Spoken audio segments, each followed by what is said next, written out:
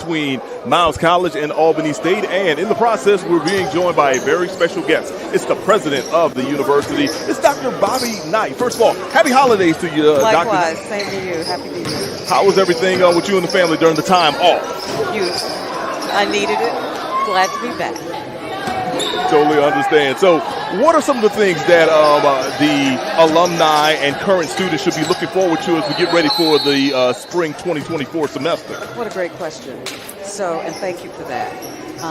One thing they can look forward to is that we will be announcing very soon our certificate program and credentialing program for students as well as non-students. So people who are working in the business industry that want to get credentials or get more certified in some areas, we'll be launching that this year. So within the next few weeks. So that's an exciting piece of what we've done. We've never offered certificate programs before. Oh, no, that is phenomenal, especially now with the way things are working out within the trade world and the tech industries. I think that is phenomenal that you, your staff, and everyone else here are able to really pull that off moving forward. So definitely looking forward to how that is going. Besides that, of course, it's a new year, but of course everything has to continue to go on with academics. Yeah. So clearly, I know it was a standout semester in the fall for a lot of your student athletes. Do you feel like that's going to continue into the spring? I do. Our student athletes are very disciplined, and our coaching staff and our athletic director, they're really concerned about ensuring that all of our student athletes get #1 in education. For Division II schools, it's a little challenging now with this transfer portal and the NIL agreements, and of course our students are not as competitive in Division II as they would be in Division I, but education first. That's what we focus on, and so hopefully we'll continue to keep our students and they know why they're here, which is education. Of course, you talk about athletics, and your athletic director is Coach Watson, also the men's head basketball coach. Yes. You don't see too many people pull the double duty, but how impressed are you with what he's able to do with his team and then be able to make athletics work as a whole? So actually shocked that it worked. He convinced me he could do it. I'm not so sure that I was bought in initially because I wanted him to win that championship and I wanted him focused on the basketball. But he's done an amazing job. As you can see, our student athletes, our Lady Bears now are wearing Ja Morant shoes. Yes, ma'am. So he facilitated that deal, and our guys will be wearing them also. And then he recently brought in, I want to get the amount correct, but I think it's $500,000. So for the athletic program. So when you have an athletic director that's he can focus on the things that an AD needs to do, which is bring resources in. We're a small school, and so we can't afford a lot of the things that your Division I schools or larger Division II schools can do. So for us, anytime, it's a win, anytime you bring resources into the school. Yes, ma'am. And let's also add the fact that you are also a private school, so it's not like you're getting, the state funding. Exactly. So clearly donations are things that make things matter. Of course, it wasn't long ago we saw Charles Barkley, provide a lot of financial support, and now seeing Coach Watson, bring those things in. Yeah. So at the same time, it's got to be great to be a Bear. It's great to be a Bear. I went undergraduate to the University of Alabama in Tuscaloosa, and to see all of the resources that they have. One of the things that I'm doing now is we launched in 2023 our comprehensive campaign. And so a lot of my time this year will be dedicated to bringing more money, funding into the schools and into our school. And so we're really excited about that opportunity. That's my main job, is to bring money into the school. So I have fallen in love with Miles. I've been here now 4 years. I came here as interim, and, for some reason they won't let me go. But I fell in love. And it's a remarkable experience to be here and watch the school develop and grow. And Dr. Knight, we are very appreciative of everything you have been able to do. Of course, you've been able to work with us with the Black College Sports Network as well. So we love it. Absolutely. And of course, we got some other big things going on moving forward that Roy and I have talked about. But a great home schedule, and looked on the schedule, in a few weeks that school from down south is making their way up here on the 27th. That'll be a big one. Definitely will be. I remember last year there were a lot of events leading up until that game. Will that kind of be something similar this year? I think we'll do some things, yeah. So just the environment's going to change, of course, when the students get back. We've got a handful here now. New students registered today, returning students registered tomorrow. I remember those days. Saturday and Sunday they move in. So I get probably Saturday's game will look a lot different from this, but we've got to do some things leading up. That's a big one for us. Yes, ma'am, it is. It's a big one. It's a big rivalry.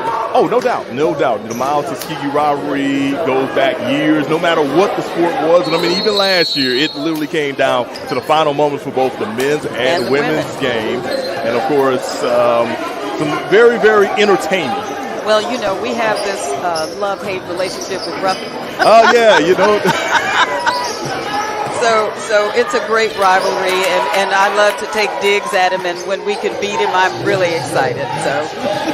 Absolutely. All right, everyone, we've been joined by Dr. Bobby Knight, the president of Miles College. Thank you so much for joining us, and we look forward to seeing you in the future. All right.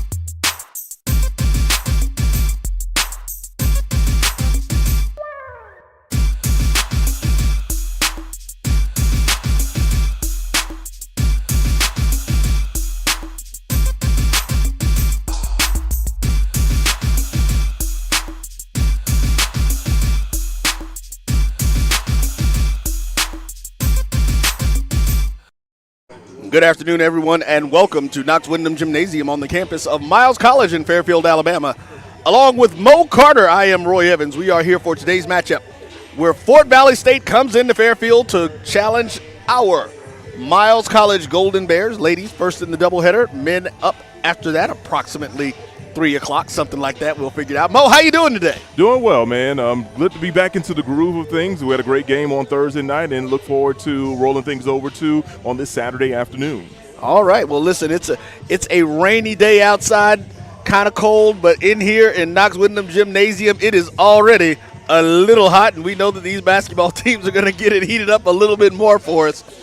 Hopefully you guys will be joining us. Well, actually, Carlos is still finishing up. We'll have folks joining us from the Carlos Brown Show, of course. Southern Jaguar information galore. A plethora, a virtual cornucopia of information about Southern athletics over there with Mr. Carlos Brown. And, of course, my partner here, who's a former Jaguar himself, getting this thing going. Before that, of course, we had the interview that Mo was able to do Thursday, this past game, with Dr. Bobby Knight, the president here at Miles College. About to say Fort Valley. I'm like, no, we're probably not in Fort Valley. No, we are not. But getting that ready. So we're a few minutes out from the start of this. And what we're going to do, folks, is we're going to start off with our game preview of what we've got going on today. Give you some information about the teams, some players, and all that good stuff. The team comparison is brought to you by THG Agency, the Heritage Group Agency, LLC. Dr. Kenyatta Cavill, or as we affectionately call him, the Dean of HBCU Sports, giving you all the information that you could need and want on HBCU athletics and its history. And as we look at these two teams, Mo, coming into today, Fort Valley 4-2 in the SIAC, Miles 4-0. So we're talking about two teams at the top of the rung, top of the ladder here, getting ready to go in. Very close if you look at the field goal percentage, 38-40. Three-pointers, 33-32. Free throws, 69-67. Rebounds, slight edge going over to Miles College, 33-49. Assists, another slight edge, only two different in that, 14-12. Steals, again, Neck and neck, 14 and 15. Blocks, 2.2, 3.9. Turnovers, 21, 24. The big difference comes in the points per game. And this is where it's going to get really interesting to see how it happens today, Mo. We're talking about 55 to 74. We saw these Lady Golden Bears do their thing on Thursday. What do you think is going to be the thing that they need to do to kind of get a win today? I think, honestly, it's right here with these stats. As you mentioned, the rebounding advantage goes to Miles per game.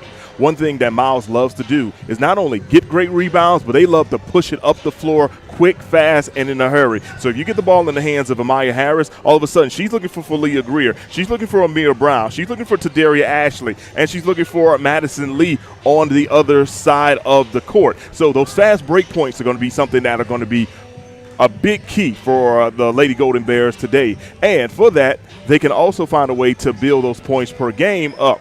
Fort Valley State, they tend to be more of a team that plays a half-court offense and slows things down. So that's what we're going to have to take a look at. Who's going to be able to control the narrative from the half-court thing? Will it be Fort Valley doing things from the half-court and kind of using all the shot clock, or will it be Miles College, who will be able to go up and down and basically, run fast court breaks and get points off fast breaks? Well, Mo, and right then we roll right over into our players to watch today. You mentioned her for these Lady Golden Bears. It's Amaya Harris. She's out there leading the team with 16 points per game, doing her thing, man. That free throw shooting, of course, is amazing. 83%. You can't foul her, put her on the line. We saw how that hurt Albany State. They had no choice but to put her on the line. Now for these the Lady Wildcats. I believe it's just they're not Golden Wildcats. They have the colors, but they're not golden. The Wildcats, Shekinah Rachel. She does a lot of things for them. 9 rebounds a game, 25 minutes. Not a big outside shooter, but she handles her business inside in the paint and making sure that this team gets what they need to have going. Correct. And here's the thing. She's averaging almost a double-double each and every game she's played so far, averaging about 11.2 points per game, 9.2 rebounds. So she definitely is a go-to bright spot for Fort Valley State. They're going to have to go ahead and get her started and get her going. So it's going to be a big task for young ladies like Tadaria Ashley, India Brown, and Madison Lee to protect the post from a young lady like Shekinah Rachel, because she's kind of the old school. She's going to back you down and try to get the baby hook or try to basically just power her way in the lane to get a bucket to go for Fort Valley. Well, there you have it, folks. That's your pregame setup. We're about a minute away from tip-off. We're going to take a quick break, and then we will be back with your start of the game for Miles College versus Fort Valley right here on the Black College Sports Network. Circumstances means complicated taxes. But for a TurboTax Live expert like me, it just makes things interesting. So, give us everything you've got. What if I'm a professional gamer with a ton of expenses? If they help drive views, let's talk deductions. What if I'm in a state with no income tax, but my survival videos are viewed in 38 countries? I can help. And if this is a business dinner, save those jerky receipts. An interesting life can mean an even greater refund. You do your thing. We've got your taxes. Intuit TurboTax Live. Verizon just gave us all a brand new iPhone 13. We've been customers for years. I thought new phones were for new customers. We got iPhone 13s too, switched to Verizon 2 minutes ago. Ours were busted, and we still got a shiny new one. Check it out. So wait, everybody gets the same great deal? I think that's the point. iPhone 13 on us. For every customer. Current, new, everyone. On any unlimited plan, starting at just $35. All on the network more people rely on.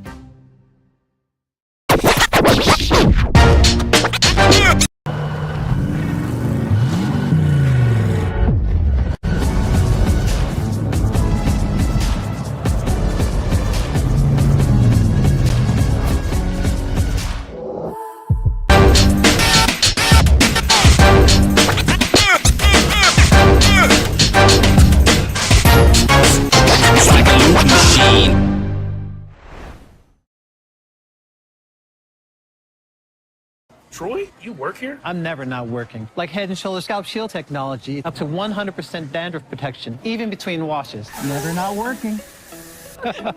Ever not working. Never, ever not working. Head & Shoulders Scalp Shield, never not working. It's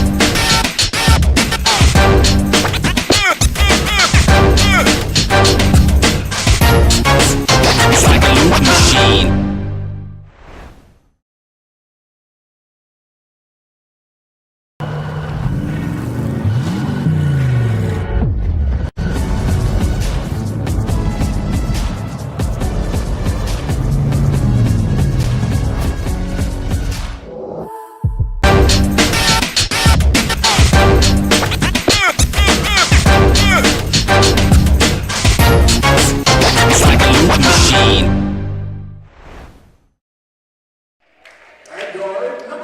Good afternoon, and welcome back as we get ready for our niche network starting lineups for today's game. Now, we want you to make sure you see that QR code that's at the bottom of the screen. Go ahead and scan that. Pick up the Niche Network TV app. Be prepared for some amazing things that are going to be coming to you guys in the next couple of months right here from the Black College Sports Network and the Jericho Broadcast Networks. Starting for the visiting Fort Valley Lady Wildcats, we have Miss A. Allen. Number 3, T. Addison. Number 4, C. O'Neill. Number 11, A. Corkle. And number 12, who I know that name, Miss Shekinah Rachel, that we just talked about. Mo, we'll let you go ahead and talk about our Miles Lady Golden Bears. All right, for the Lady Golden Bears, starting at one guard is number 0, Falia Greer, averaging 14 points per game. At another guard, it'll be number 1, Amaya Harris, averaging about 16 points per contest. Look for her to light up the scoreboard this evening. At one of the forward positions, we got Madison Lee, number 5, coming in averaging around 9 points and 7 rebounds per game. At one of the other forwards, Imani Williams, 7.4 points per game. And rounding things up at the post position, Tadaria Ashley, number 24, 8 points, 6 rebounds per contest.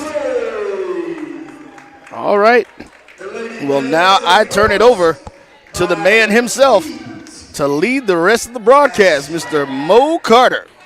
All right, thank you for that intro, Roy. Of course, we're here inside the Knox Wyndham Gymnasium for another exciting matchup of SIAC basketball. It's HBCU basketball going down here in Fairfield, Alabama. Two teams that have 4 wins apiece in the SIAC standing, so it should be an exciting game, should be a very competitive game. As we talked about during the pregame, it's going to be a matter of who's going to be able to control the tempo. Can Fort Valley be the one that really rolls things with their half-court offense, or will it be Miles that controls things with their up-and-down play? Here's the opening tip, and it is controlled by Fort Valley. So starting things off for Fort Valley is number 1, Anaya Allen. Allen swings it over to Taylor Addison. Addison wants to go inside real quick to Rachel. It's knocked away. Rachel gets the ball back, and the ball is stolen by number 22, Amani Williams. So first turnover of the game. Here comes Miles College now.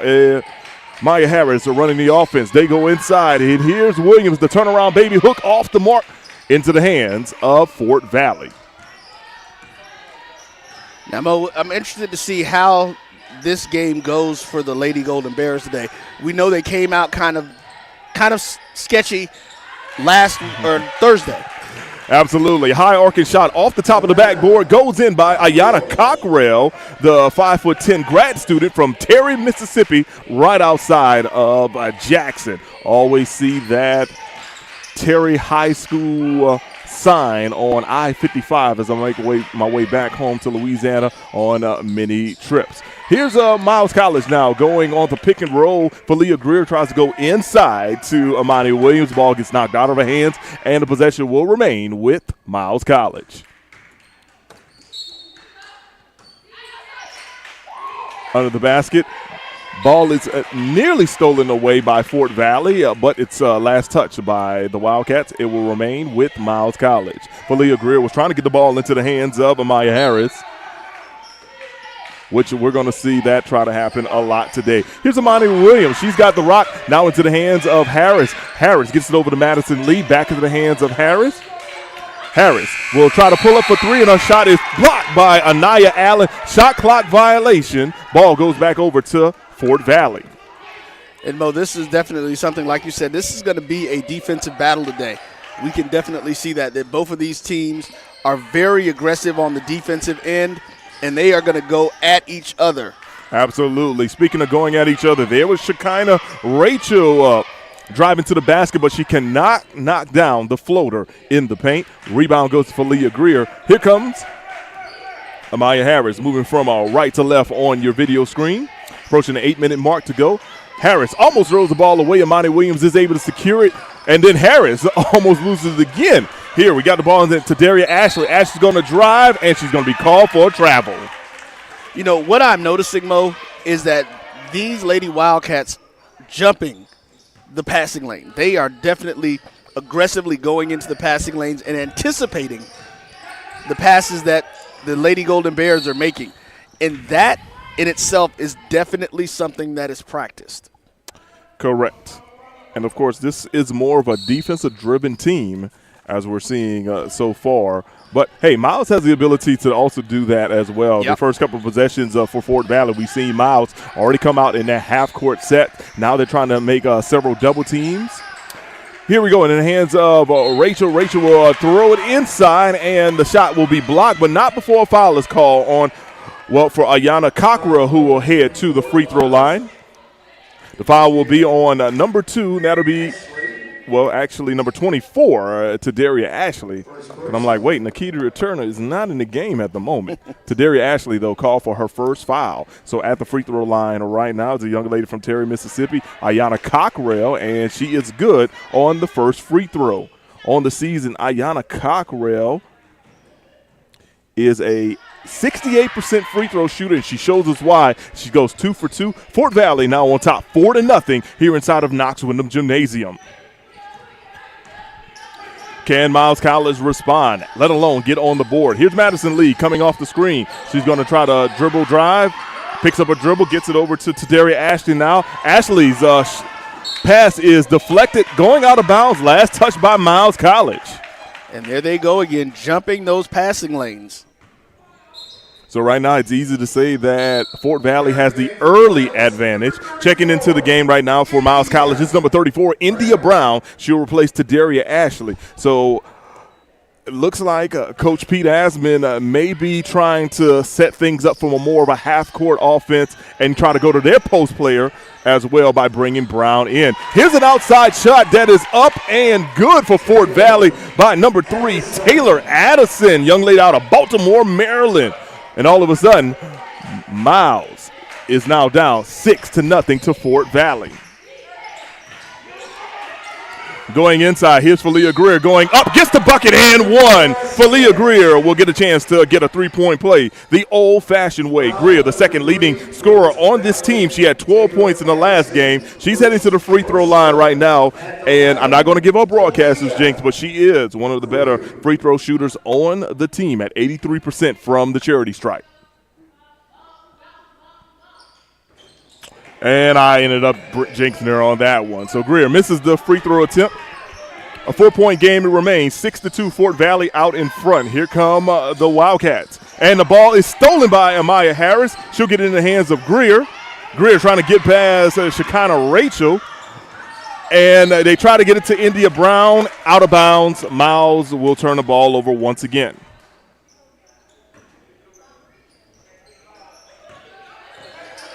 Oh, that was something that looked like it was going to be a good play there, but they just a little bit out of control on that one. Absolutely. Here's Fort Valley now, and it's a travel on Cockrell.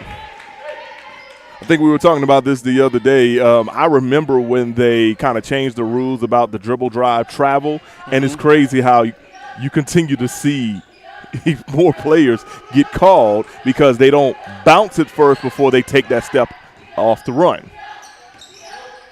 Here's going inside, and the ball will be tipped and knocked away. Last touch by Fort Valley. Good idea initially at the moment, but then India Brown, before she even got the ball in her hands, was basically triple teamed.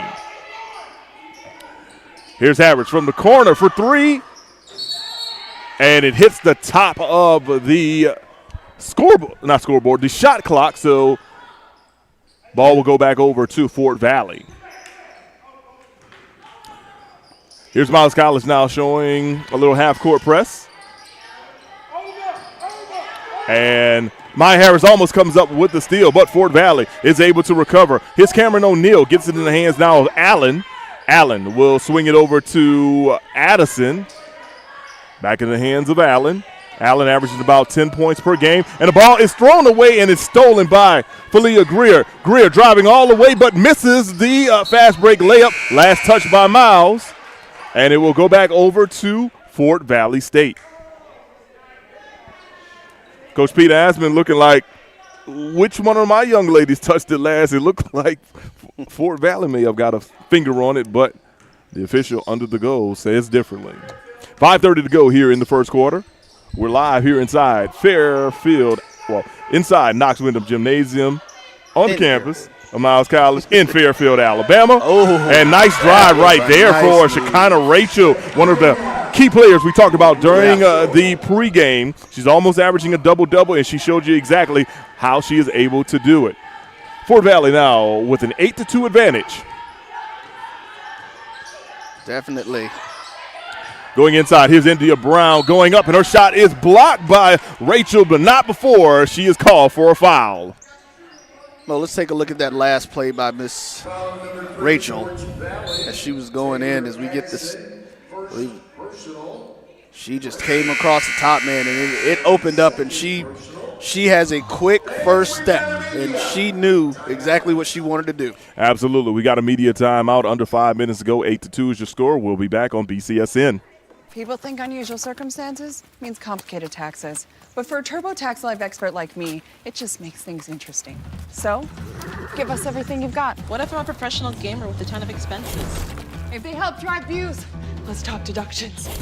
What if I'm in a state with no income tax, but my survival videos are viewed in 38 countries? I can help.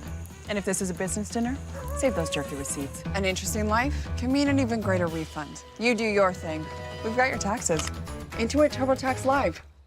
Verizon just gave us all a brand new iPhone 13. We've been customers for years. I thought new phones were for new customers. We got iPhone 13s too, switched to Verizon 2 minutes ago. Ours were busted, and we still got a shiny new one. Check it out. So wait, everybody gets the same great deal? I think that's the point. iPhone 13 on us for every customer. Current, new, everyone. On any unlimited plan, starting at just $35. All on the network more people rely on.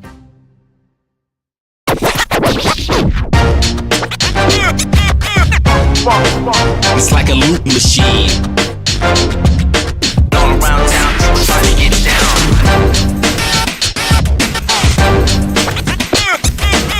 When you work in IT, come And we're back inside the Knox Windham Gymnasium, the side of today's game between Fort Valley State and Miles College. Alongside my broadcast partner, Roy Evans, I'm Mo Carter. Thanks for joining us here on BCSN. Right now, it's the Wildcats jumping out to the early lead. They're up by 6, and they've done it in a various amount of ways to get the job done, but a lot of the work has been done inside the paint, Roy. Most definitely, and, you know, we talked about her at the beginning of the game, and Rachel is definitely being aggressive against this team. She is not holding back.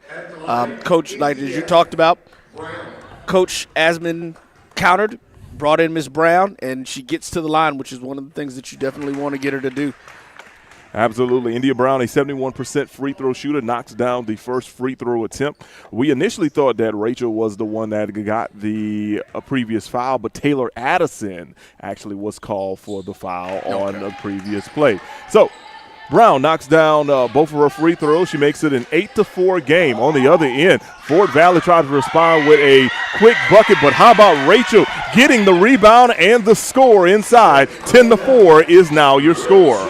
She did not come to play today. Well, no, technically she did come to play. She did come to play today, but I get what you're trying to say. Right. Going inside, here's India Brown, and she responds with the bucket. And head coach Doug Robinson of Fort Valley State not happy about the defensive set that his young ladies just had on that one. And that's exactly what Coach Asman wanted to do. So they're going to be getting that moving. And now we have to see the impact that Ms. Brown is going to have on the defensive end, because we know that these ladies like to get out and run on the fast break. Correct. Now here's something interesting. Shekinah Rachel is not positioning herself in the post. She is a post player, practically the tallest player on the court, but she's playing more of the high post role, and she's going to make her way into the paint. There she is right there, top of the key, and misses the shot as the shot clock goes off. Here comes Amaya Harris. Harris going to throw up a wild three well off the mark. Rebound goes to Taylor Addison. Not a high percentage shot there, and now Harris is going to get called for a foul. Yeah, that was. I'm sure that was not a shot that Coach wanted her to take at that one. You know, slow it down. You initially had a break, but then you realized when you looked at it, there were 4 defenders already back before you got there. So even with the shot going up, there was nobody for Miles in the paint to be able to get a rebound. Absolutely. So Amaya Harris is going to take a seat. Checking into the game right now is Nikedria Turner. Turner from out of Cedartown, Georgia. 5'8" guard. And on that play right there, it's Fort Valley once again getting the bucket. Ayanna Cockrell getting on the scoring party, makes it 12-6. Got him doubled up right now. Falia Greer is going to drive baseline. Nice pass to Imani Williams, and Williams will score and one. Initially, we thought Greer was going to take that shot. She took an extra second, got the ball inside with a dish to Imani Williams. Williams gets the bucket, and now she's heading to the free throw line to get the three-point play the old-fashioned way, averaging about 77% from the charity stripe. Let's take a look at it again. There's Greer. She's driving baseline and then gets it by 3 defenders and gets the bucket right there for Imani Williams to score. That was a great look for her to find her teammate cutting to the basket in the paint. Correct. Imani Williams cannot connect on the three-point play, but she comes up with the steal, throwing it up, and here's Nakedria Turner getting the fast break layup, and she scores. We got a 2-point game, Roy.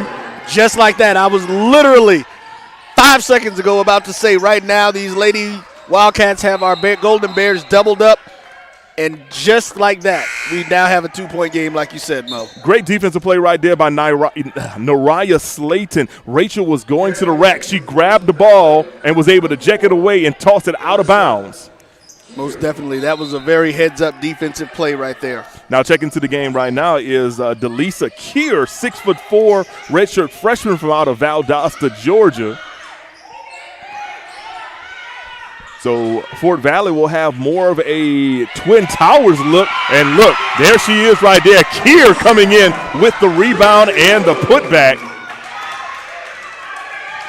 So now if you're Miles, you're going to have to worry about the double post play from the high post and the low post with both Keir and Rachel in the game.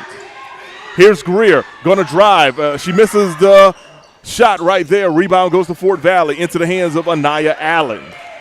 And Mo, you know, this is going to be interesting. This is definitely going to be one of those games that we can expect or that we'll be looking for come conference tournament time with these two teams being at the top. Absolutely, and there's Rachel again driving with the bucket off glass. 16-10 is the score. Yeah, this definitely could be a game that we could see in the SIAC Women's Basketball Tournament further along the line, because these are two of the better teams in the conference. Here's Turner for 3. Her shot's off the mark. Last touch out of bounds by Fort Valley.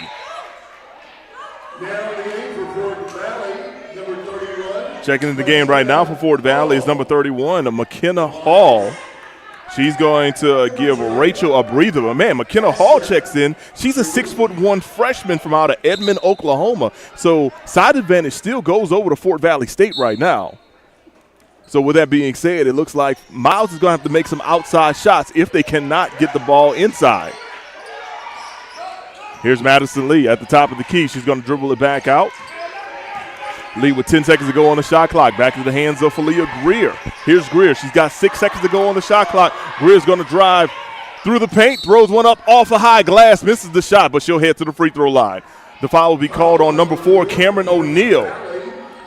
Mo, let's say while she goes to the line, let's take a look at that steal and bucket that we talked about here before. Just ripped it like you said. Teammate was able to get it, get out front, and boom, 2 points. That brought the game to a closer, but Fort Valley has extended it back out to a 6-point lead. Correct. Checking back into the game now for Fort Valley State is number 5, Corey Barnes, 5'10", freshman guard from out of Baltimore, Maryland. And Mo, right now, what the Lady Golden Bears are going to have to do to counteract this size that they have on the floor for Fort Valley, they're going to need to get into their open court offense. They will. Here's Falia Greer going 2 for 2. She makes it a 4-point game once again. Lady Golden Bears still down by 4. Here's Fort Valley pushing the ball up court, and it's stolen away by Miles College. Here's Falia Greer. Greer's going to drive. Ball is tapped out of bounds. Last touch by Fort Valley. Definitely. So, yeah, if Miles College cannot knock down their outside shots, they're going to have to find a way to get these fast break points in transition. Yeah, because once Fort Valley gets set up in that half-court defense, their size is just it's vicious. It is. Here's Madison Lee. The corner three, well off the mark. Rebound to Turner. Turner's going to get it to Lariah Slayton. She's going to try an outside three. Her shot's off the mark. Rebound goes over to Fort Valley State. Here's Allen. She's going to push it up court. Allen will pull up in the key. Floater, miss. Rebound to Fort Valley State. Looks like that's Cameron O'Neal. And she's going to head to the free throw line.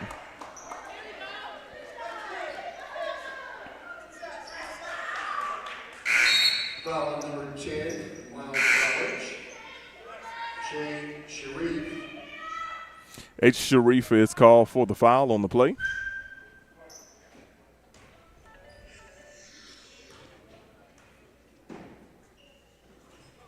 First free throw attempt is missed by McKenna Hall, young lady from out of Edmond, Oklahoma.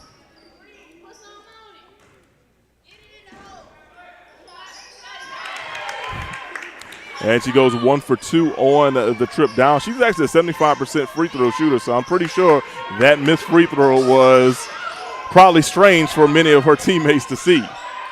Back on the other end, here's Miles College. The dribble drive, the post play, and a bad shot right there by Amir Brown. Didn't touch anything on the rim. 25 seconds to go. Fort Valley State probably holding for the last shot.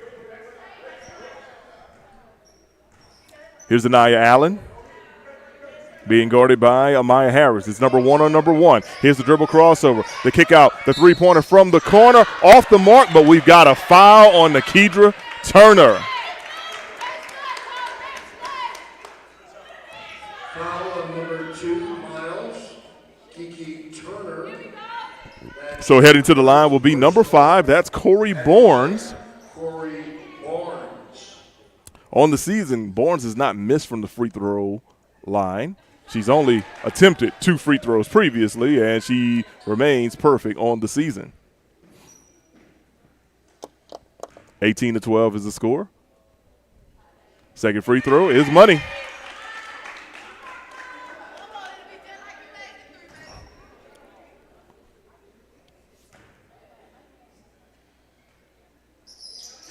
She misses the third free throw. Here comes Miles Collins with one chance to get a shot off ball knocked out of bounds by Anaya Allen. 4.2 seconds to go in the first quarter. Miles Collins trying to get the last shot off. Here comes Amaya Harris. Harris goes behind the back. She's going to throw up one from half court. As good as it goes, and it does not go. So we played one here inside Knox Windham Gymnasium. Your score, Fort Valley 19, Miles College 12. We'll be right back for second quarter action here on BCSN. When you work in IT, complaints are part of the job. Bill says the coffee's weak today. But since CDW helped us switch to Mac, everyone's happier. Dan from finance likes getting performance without a big price tag. Phoebe digs the power of the Apple M1 chip. Mac is easy to manage, compatible with all our apps, and came pre-configured by CDW. Now we're even getting compliments. That was Bill again, says he loves his new Mac. He's right about the coffee. Hey, babe, meet us at the bottom of the trail. Oh, man. Hey. Open up. The redesigned Chevy Silverado with a sophisticated high-tech interior. Open the door. It's easy to forget it's a truck. Thanks. Nice truck. It was. Find new style. Find new roads. Chevrolet.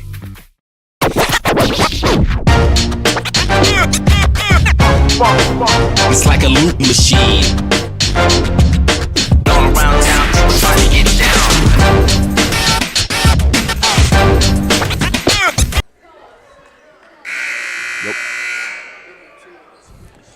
And we are back inside of Knox Windham Gymnasium. Second quarter action about to start. Right now, the visitors, Fort Valley State University, 19. Lady Golden Bears, 12. Miles will have possession of the ball. So as we begin the second quarter, Roy, I mean, clearly Coach Pete Asman and company, they've kind of got to go back to the well and really go back to the drawing board on how they're going to attack this Fort Valley State defense. And this won't help as your first possession results in a turnover. Yeah, they're going to have to figure this out on the floor, because I think what's happening is right now they are being disrupted in their offense definitely by the length of Fort Valley. And Miss Rachel, is having a game so far. She definitely is. She pulls up from the charity stripe right there. Shot is missed, but it was last. Touched by 2 Miles players, both going after it. Correct. Coach Asman was over here saying, somebody scream same. I got it. Ball, ball, ball. One of the two. Right. Got to talk and have communications with your teammates. Correct. So here we go. It's Cockrell. Cockrell swing it over to Kaylee Cage. She tries a three-pointer. Her shot's off the mark, but the putback off the rebound is good for Ayanna Cockrell and Fort Valley. And Miles now trails 21-12 with 9 minutes to go in the second quarter. Here's Greer coming off the screen. And she almost loses the ball, and now she does. Fast break opportunity for Albany State, and the ball is knocked out of bounds via a block for Miles. So good transition defense for Miles in that situation following the horrendous turnover offensively. Great defensive transitional defense. She was able to get in there and get her hands completely on the ball. That way she didn't get that foul. Here's Rachel. She'll kick it out to Cage. Cage will tie another three off the mark. Rachel with the rebound. She'll throw up a wild shot, and she draws contact, and she's going to go back to the free throw line. That one might have been a little suspect, but you know what? Playing with that kind of effort will get you those kind of calls. I'm going to take a look at that last play, that defensive transition play that we were just talking about after the turnover. And I believe that was number 5 for Miles. Madison Lee. Madison Lee, yeah. Who was able to get in there, but that was a great defensive play on her part.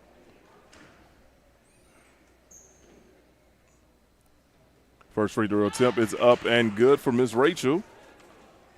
She's the lead scorer on the team, and when it comes to free throws, she's not too bad either. As she is a 76% free throw shooter from the charity stripe, and she shows us why right there.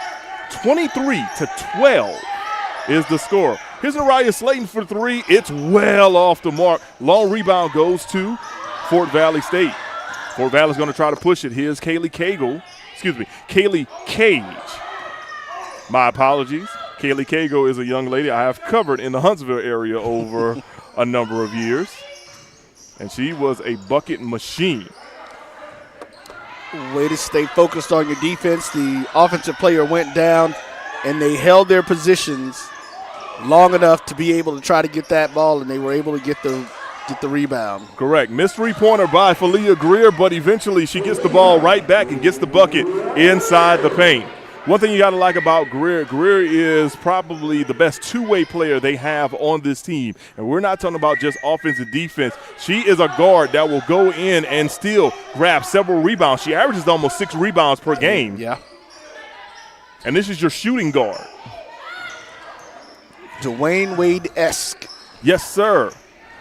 Here's a long three-pointer by Cage. It's off the mark. Rebound goes to Miles. Here comes Amaya Harris. Harris still trying to get into her groove. She's going to pull up the straightaway 3, in and out. Rebound goes to Miles. Ball blocked away by Rachel.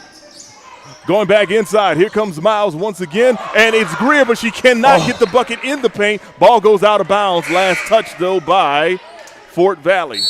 That was a nice move. If that would have been a great highlight had she been able to complete that one. Absolutely. Checking in the game right now for Fort Valley, number 1, Anaya Allen. For Miles College, it'll be number 22, Imani Williams. And also number 11, it'll be Kiara Howard Garza getting her first action today. Here's Greer.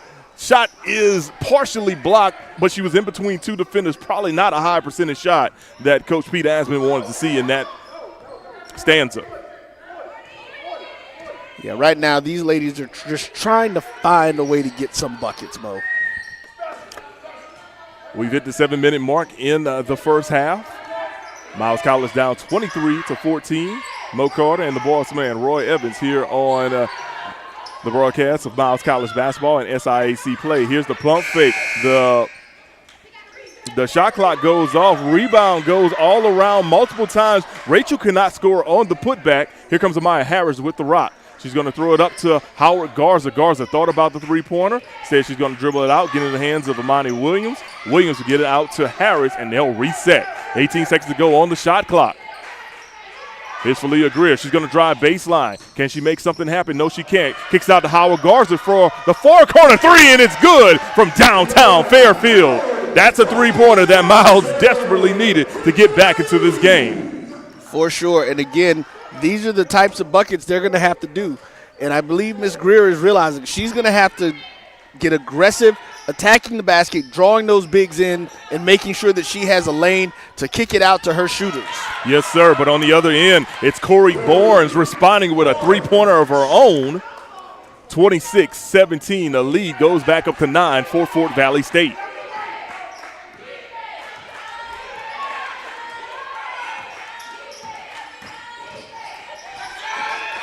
And there's a scrum on the floor, and it results in a turnover. Rachel coming up with a steal.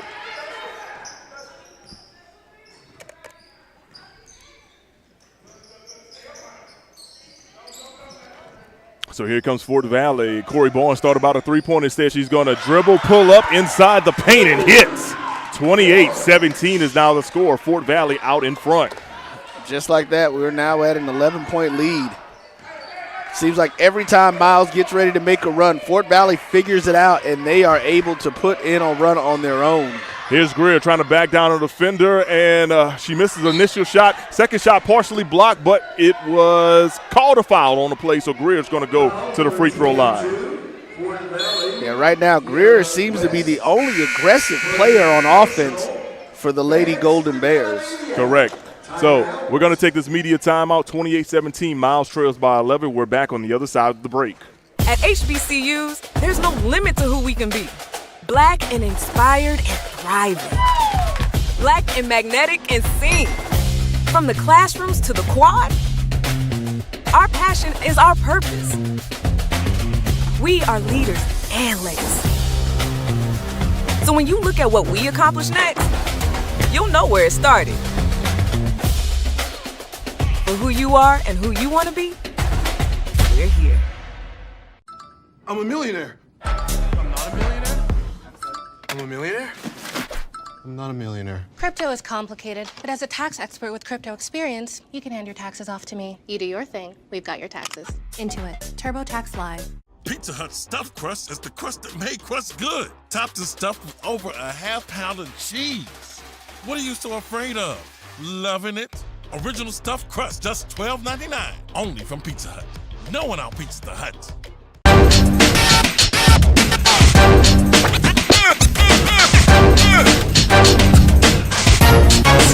It's like a loop machine.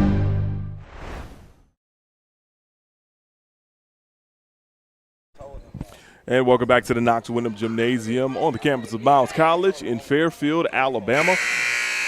You're watching SIAC basketball on the Black College Sports Network. Of course, Black College Sports Network and the Jericho Broadcasting Network, we bring you a lot of great action when it comes to athletics and also just HBCUs in general. Of course, some of the other shows you can check out, like you probably checked out earlier, the Carlos Brown Show with my main man, Carlos Brown. He's usually joined by Charles Edmond and Coach Van Pettaway, so you get the Southern information, you get the Alcorn State information, and you get a little Alabama A&M information as well. Carlos Brown, you can check him out every week on the Black College Sports Network.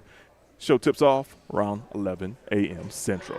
Falia Greer now at the free throw line, and she misses the first free throw. We're talking about a young lady who's like 83% from the field. As Roy was saying earlier, yeah, Greer appears to be really the only player that's truly being aggressive in her offensive play. Rare situation, Greer misses both free throws, and the lead for Fort Valley remains at 11. Yeah, like I said, Mo, this is definitely one of those early season or early conference season games that you are definitely really big on Absolutely. On the fast break, it's Madison Lee getting the bucket. And let's give the great assist to Howard Garza on that one. Great transition basketball. Exactly what these Lady Golden Bears need to keep doing. Correct. Now, with that being said, Golden Bears are going to have to turn around and play some defense because we've seen this happen before. And then Fort Valley answers with a quick bucket to take the wind out the sails. And here's another steal by Howard Garza. Garza's going to try to take it. Nice Euro step up and under. Misses the shot, though. Ball goes out of bounds. Last touch by Fort Valley. But now the interesting part, Bo, what I talked about early on in that first period where we had Fort Valley jumping the passing lanes and being anticipatory of the passes. Now Miles is doing the same thing. They're jumping into the passing lanes and making sure that they have the opportunity to create that instant offense. Absolutely. Here's to Daria Ashley. She's got the ball on the baseline. She's triple team, and the ball is stolen by Allen. And then Allen loses the ball, and there's going to be a tie-up. And we've got a jump ball. Possession will go over to, will remain with Fort Valley.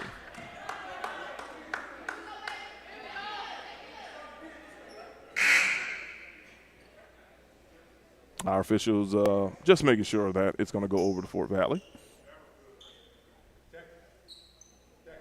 Yes, it is. It's going to go over Fort Valley. It's always good, to do double, triple, quadruple check to make sure everything is all good. Absolutely. Absolutely nothing wrong with getting it correct. Yes, sir. So back to the action. We're right under 4 minutes. Fort Valley on top, 28-19, one of the larger deficits we have seen Miles being all year long. Here's Howard Garza out in front of everyone, the Euro step, and she's going to score this time on the fast break layup. Listen, the one thing is, you called it, that Euro step is her move when she gets in the open court. Absolutely. But, man, Fort Valley gets out in front once again, and it's going to be Ayana Cochran, and she's going to be called for the travel in the paint. Ball goes back over to Miles College.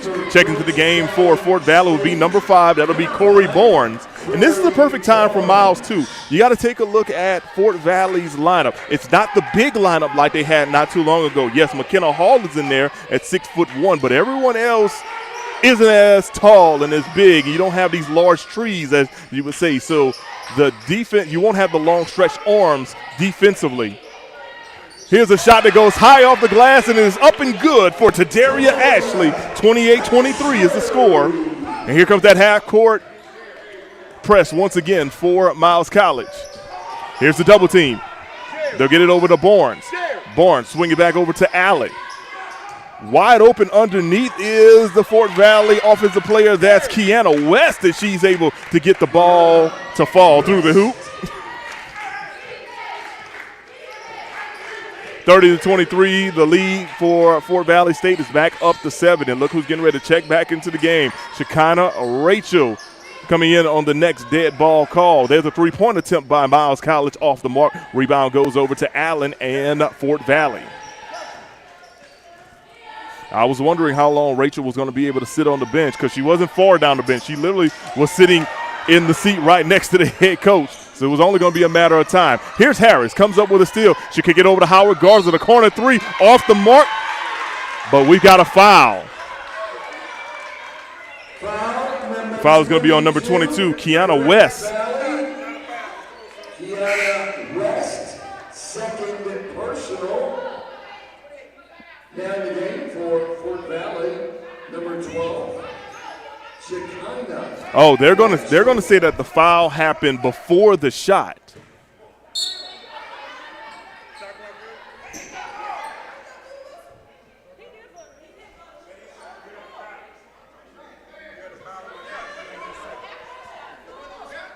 Was it? Yeah, it was not. They said the foul happened not during the shot. So here's Miles getting the ball in. They go inside to Howard Garza. Oh, Garza misses the bucket underneath. I don't know. I think she heard footsteps right there, Roy. Yeah. Just, moving, rushing a little bit. Just, you got to get yourself in that spacing. So here's Miles showing a 2-3 zone right now. And they attack the zone and are able to get the steal. Here's Madison Lee coming up with the steal. She's going to push it up front. Thought about a three-point. Instead, she's going to dish it to Amani Williams. She tries baseline. Her shot's off the mark. To Daria Ashley, though, gets the rebound, and she scores. Back to a 5-point game here, Mo. 30-25 is our score. Here's Rachel. She's going to square up, get it back in the hands of Allen. Watch for Shekinah Rachel for her positioning. She's outside at the three-point arc now. Now she moves to the high post. They throw it to the low post. And the ball is nearly stolen by Miles College, but Rachel comes up with the rock. She cannot connect with the jumper inside the paint. And we got a tie-up, but we got a timeout by Miles College and Coach Pete Asman. So they will hold on to possession with 48.9 seconds to go in the first half. This is it. So right now he's looking to try to get this in with 48 seconds left here in this first half. It would be great for Miles if they're able to get this, if not tied, at least within 2 or 3, to make sure that when they come out, it's a brand new ball game. It's almost like starting over at 0 again, as opposed to being down 7 to 10 points, because that is what has been going on. Fort Valley has been able to keep that ball and keep that lead up to about 6 or 7 points, and every time Miles seemed to make a run, Fort Valley had the answer for it. But right now, this is their opportunity to go in and finish this half strong. Correct. And you think about this, too. It has not been a one-possession game really since the latter part of the first quarter. Yeah, most definitely. Has Miles had opportunities to get it to a one possession? Absolutely. They just have not been able to take advantage of those opportunities. And, Mo, the question is going to be this. Is it Miles making the mental mistakes, or do you give more credit to the Fort Valley defense? Oh, no, I'll give a whole lot of credit to the Fort Valley defense, primarily because they're stopping Miles in what they do best. And that's fast-paced, up and down the court offense. They force Miles to really play a half-court set. And we're going to have an offensive foul on number 22, and that's going to be Imani Williams. Foul on number 22, Imani Williams. So ball goes back over to Fort Valley State. 6-second difference between shot clock and game clock.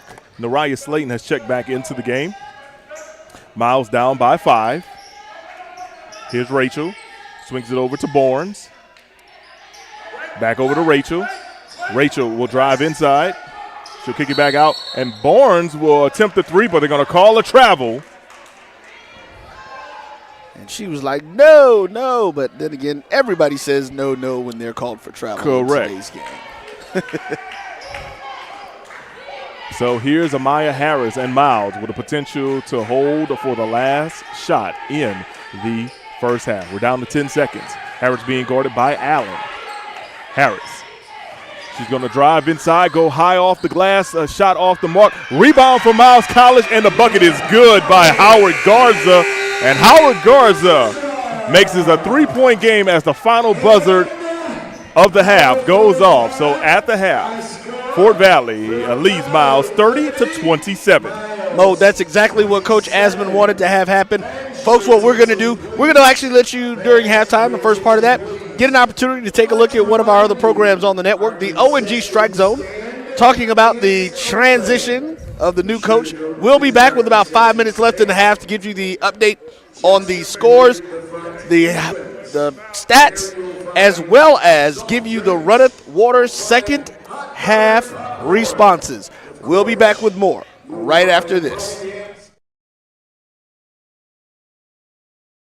Yeah, Art, just a brief overview. I guess I have it broken down in 2 sections. How did we get here, and where do we go going forward? So I'm going to do a high-level overview because I don't want to take too much time. But basically, in terms of Coach Simmons leaving, and folks like Jimmy Mack and some other folks probably already know this from other conversations. This was like the worst kept secret in the world.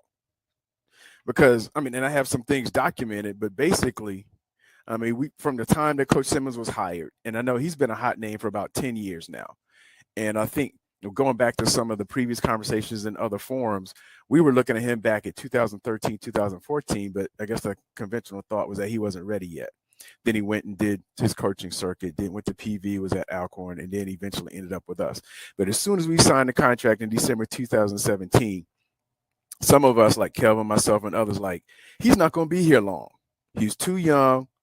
He's basically got the profile of a turnaround coach, a turnaround artist, and those are on high demand, and he's hungry.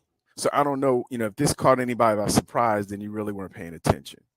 Other things, he's been on podcasts when he first came over from Prairie View. He still had some of his first podcasts on with Mike Prince, who was, I guess, a radio personality in the Houston area.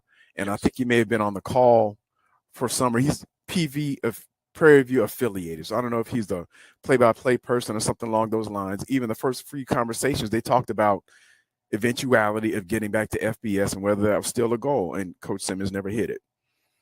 When Holly Rowe came and spoke to the Tallahassee QB Club in 2019, she did, I guess what she calls her on-the-spot interview, or what she call it, like a selfie interview.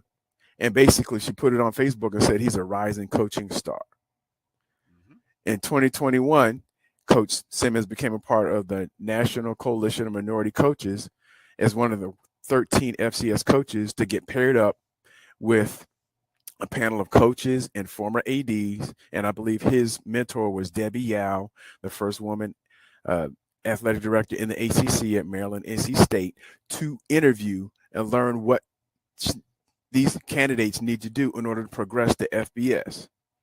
In the What About Us episode, I didn't get the exact episode number, but I watched all 8 episodes in 2021. He said the question was asked. I don't know if it was like an off the question or however, but it came, if he got an FBS opportunity, would he listen? He said, you know what, it'd be hard to leave FAMU, but I would have to listen. I'd at least take a listen. So there've been breadcrumbs throughout the year since he got here. And, then eventually 2021, we know he got a serious offer from South Carolina. We heard about it through the grapevine it didn't get the same publicity as this, but we heard about it. The other thing, and this is like how we got to this point. So I'm just laying that groundwork. The other thing, and I won't go into detail because it'll be in the paper, but basically you look at his coaches promotions over the last 6 years, 5 seed playing seasons. He's had 1, 2, 3, at least 10 coaches, 10 plus coaches move on to other jobs. At some point, he's going to adopt the same mentality of the name of that documentary. What about us? What about me? Not saying that this was, the all-time worst position in the world, but you have coaches going to FBS. Coach Joe Henry came back, but he went to Arkansas, Missouri, Arkansas, LSU.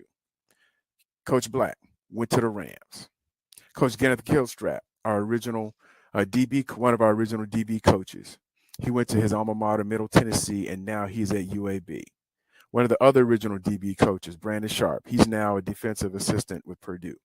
So the list goes on. And Alex Jackson, his first original OL offensive line offensive coordinator, co-offensive coordinator, left, went to become an offensive analyst for Tennessee, and I believe he came back to Alabama State. So you see there's at least 10 other people who have gone on to other jobs at other universities that, based on their profile and their level of play, us being at FCS, went to at least the FBS level, a group of 5 at the very least. So in the back of your mind, you're thinking, hey, I'm 42, 43, where's my opportunity? So that's another breadcrumb. And the thing that I worked on today a little bit, while we're here, the case for an extension or an increase in salary. And it's something I told y'all I wanted to add to this because I thought it was critical, was that it's something that crystallized when I saw something last night, that he's been in the same salary since he signed his original contract. And my understanding, at least from the reporting of the Tallahassee Democrat, his extension in 2021 did not include a salary increase. But yet he has gone, 22-2, maybe 23-2 if you include the SWAC championship games, since being in the SWAC. He's had 4 straight playing seasons of 9+ wins. And in my opinion, it could have been 5 if 3 plays would have gone differently in 2018, his first season, versus Jackson State, versus Bethune, and versus Howard. So, we're looking at an overall record. I believe it was 43-13 or 42-13. I just looked at the number, but I don't recall it right. But it's something like that. Basically, almost a 750 or better winning percentage since he came to FAMU. Has not had a salary increase. And considering where he brought the program from, coming off a 1-10 season from Alex Woods last season, and he hasn't had a salary increase in 6 years, and the magnitude to which he's brought this program, and the other thing that you can't really quantify but should be dialed in, the community impact that he's had. He won 2019 Tallahassee Democrat Person of the Year. He's been a strong advocate against gun violence. He has energized the FAMU program, and I have a lot more words in here. I don't want to, but in terms of a qualitative impact upon the FAMU community and the Big Bend as a whole, that plus his on-field accolades would seemingly merit a salary increase, or at least having a discussion. And at first, and I got, corrected last night, but at first I was thinking, I might have done the same thing, like, hey, let's wait till the end of the season, and see what the championship, how things turn out for 2023. But then upon reflection, when I saw what I saw, I was like, well, you know what? If you look at the depths to which the program has come from, and it speaks to your point a little bit, Brian, about having 3 ADs, and we get that, what's the word? Not amnesia, but you don't get that collective knowledge. And we go from John Eason, interim Mike Smith, and then VP AD Sykes. I'm sorry, and VP AD Gaucher, and then Sykes. So then we actually have 4. Well, then so Michael then Smith. You had Michael Smith. Yeah, I include Michael Smith, but you lose a little collective knowledge and memory there that. And I know people have followed the program, but unless you were really following it during the Alex Wood era and how things just didn't seem to go well, and it was a continuation of everything seemingly either treading water or going on a downturn since Joe Taylor left, you don't understand the depth from which Simmons brought this program. And then to not have, to have the same salary, because I don't know everything going on in the background, but they have the same salary for 6 years when you go from 1-10 and being, pretty much at the valley of the program in its entire existence, 100+ year existence. And then to cap it off with a SWAC championship, 12-1, number 1 defense, number 5 at this point from the last coaches poll, and to do all that and to, I don't know what happened behind the scenes, but to not have had what we know, and it could have been private, but to what we know of not having an increase in salary just based on performance, not to mention the intangibles in terms of community impact. That's another reason, probably, I'm speculating, but I'm just laying this out, why we're here. Now going forward. Hold on, can I jump in because I think this is relevant to what you're asking. EA is asking, how can we go year after year not paying people their contractually obligated money? EA, great question. Yes, and I agree. Send that email to Dr. Larry Robinson. Send that letter to Dr. Larry Robinson in Lee Hall. And then also now CC it to VP AD Tiffany Dawn Sykes. As well as the trustee chair. Exactly. The trustee chair, the new one. We got a new chair. We got a new chair. So with the other piece of that, Brian, is that you don't want to throw people under the bus or organizations under the bus. But if they're DS.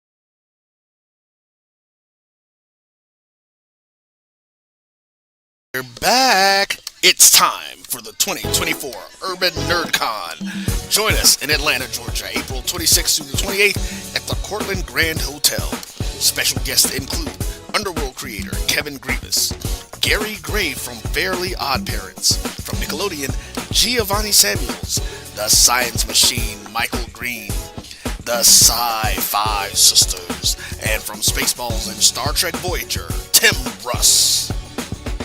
Hi, I'm Tim Russ. Join me April 26th through the 28th at the Cortland Grand Hotel in Atlanta, Georgia Urban NerdCon. Our heroes, our villains, our stories. Everyone con. I'll see you there. Live long and prosper. Visit theurbannerdcon.net to get your buy one, get one free badges before the price increases. Remember, our heroes, our villains, our stories. Everyone's con. See. Hello and welcome back to Knox Windham Gymnasium here on the campus of Miles College. We are getting ready for our second half. Right now, the visiting Lady Wildcats lead by a score of 30-27 over the Lady Golden Bears of Miles College. And right now, we get prepared for our Runneth Water, the thirst response. Runneth Water responses of the second half. Here is what needs to happen for Miles to get back into this game and get this win. Number one, Mo, you said it. They've got to speed up the game. Absolutely. Miles is not in their great positioning of how they have won a bunch of games, which is running up and down the floor. What Fort Valley State is basically making them do is play a half-court offense. And because they're playing a half-court offense, they're only getting one shot up most of the time and not getting defense or offensive rebounds. Number two, second chance points. As we talked about it, Fort Valley State has a larger post presence. So because of that, that causes Miles not to get a lot of second chance points unless you're getting those long, outstanding rebounds. But at the same time, they're still being taken out of their offensive presence. And finally, they've got to hit those outside shots. Correct. Miles College does well hitting the three-pointers. I mean, they hit over 35% from a three-point land, but they have not been doing it well today. As a matter of fact, we were just handed the stat sheet right now. Miles is 1 of 10 from a three-point range, and clearly for a team that averages almost 70 points a game, this will not do it. And Mo, those are your second half responses brought to you by Runneth Alkaline Water, the thirst response. Folks, joining us right now is a gentleman that we are very familiar with here on the Black College Sports Network. Coach Dunk from Stillman College right up the street. He is here along with Coach Ingram getting ready to scout these Lady Golden Bears as they come into the Knox Windham Gymnasium on Tuesday for a contest. Coach, how you feeling? I'm feeling great. It's good to be off on a Saturday. Come out and watch some quality basketball. All right. Well, Happy New Year to you. I'm going to turn it over and let you and Mo have a little conversation here. All right, Coach Dunk, of course, the last time you and I were chatting was Senior Day last year on homecoming. What an exciting day that was of the last season. Since then, a lot of transitions is happening. As we were talking before the broadcast, you said that not the injury bug, but the flu bug has kind of hit your team. Oh, yeah, man. It's hit us big time. In the last week, we've had 5 or 6 kids out. Actually, I have 2 of my top players out right now with the flu. So is that a situation where you truly have to make it next woman up? Absolutely, next person up. We have to do a good job of keeping them hydrated and taking their vitamin C and doing all the little things to prepare them to be able to play. All right, Coach, of course, a lot of things happening over down there at Stillman College, and this will be the last year that the team will be playing in the SSAC before moving over to the GCAC. First and foremost, I'd like to ask you, what are your thoughts about your team so far in the season? And then after that, I would love to know, what are your thoughts about Stillman and HBCU joining a conference that's full of HBCUs next season? Well, this year our team has been up and down. I have not played with my entire team since the first week that we've started.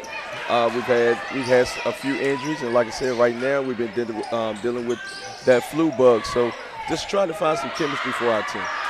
I got you. So, of course, this is the last year in the SSAC. Next year, you guys move over to the GCAC. And one caveat about that is that your home floor will host that conference tournament as well. I know that's got to be something special for not only your staff, but also for the administration to see coming up. Yeah, that's big for us to be able to host the tournament our first year in the league. That's going to be big time for us, and we're looking forward to the challenge. A lot of great teams in the league, and the current league we're in now is a high-powered league, and just it's going to be the changing of the guard, so to speak, as far as style of play. More in the GCAC, they're getting up and down the floor. Mm-hmm. In the SSAC, it's more controlled and more running sets and being methodical in their approach. Okay. What are some of the conversations you've had with Coach Whittle during your time, especially with him being not only a fellow head coach but also your athletic director? Well, he's looking forward to the challenge. It's great to be back in the HBCU league competing. I think the environment is going to be great. It's going to be great for our kids. Like I said, it's a totally different atmosphere than playing in the SSAC. All right, everyone. We'll continue to talk with Coach Aliko Dunk. Right now we're having a small technical issue as far as what you're seeing on the screen, but we can tell you that Miles just scored. It's now 30-29, and Fort Valley State is out in front. Of course, Coach Aliko Dunk is here. His team will be right here in this gymnasium on Tuesday taking on Coach Pete Asman and the Miles College Lady Golden Bears. From a scouting standpoint, what have you seen today thus far, Coach Dunk? Well, Fort Valley is doing a good job of controlling the tempo. Like you said earlier, Miles likes to play with pace, and they like to get up and down the floor. And right now they're not in a rhythm. But as good as they are, at some point they're going to turn it on. And, of course, these two teams that both have 4 wins on the season as a three-point attempt is off the mark. Rebound goes back over to Madison Lee.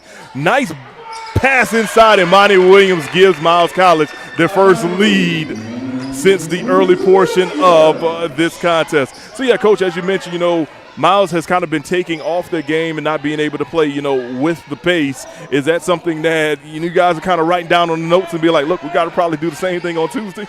Well, we're definitely taking notes.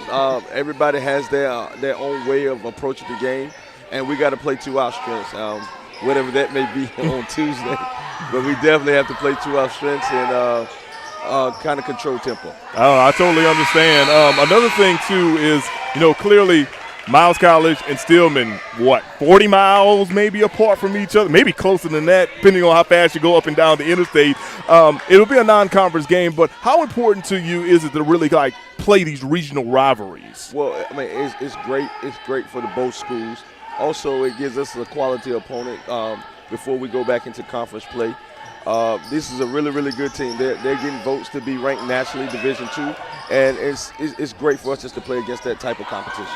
Correct. And, of course, a lot of the young ladies probably on your squad and their squad have probably faced each other multiple times in high school, maybe on the JUCO level. So you got to think that a lot of these young ladies know each other. That kind of adds to the intensity of the matchup. Oh, yes, it's going to be a friendly rivalry.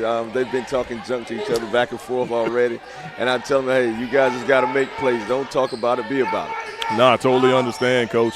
Totally understand on that. We'll get you out here on this one. You talked about how there's still an opportunity for you to step out of conference play, but we know really from that stretch around Martin Luther King Day through the end of February is going to be important. What do you want to see from your team down that stretch in the SSAC? Well, we need to be consistent. We got our 3 keys.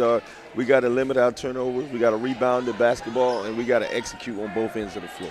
All right, everyone. That's Coach Aliko Dunk, the head women's basketball coach, right down the road at Stillman. Stillman will be right here inside the Nocturnal Gymnasium on Tuesday, taking on the Lady Golden Bears right here in Fairfield, Alabama. Coach Dunk, we do appreciate you, and at the same time, good luck to you, your staff, and your young ladies, and can't wait to see you soon once again. All right, thank you so much. No problem, man. No problem.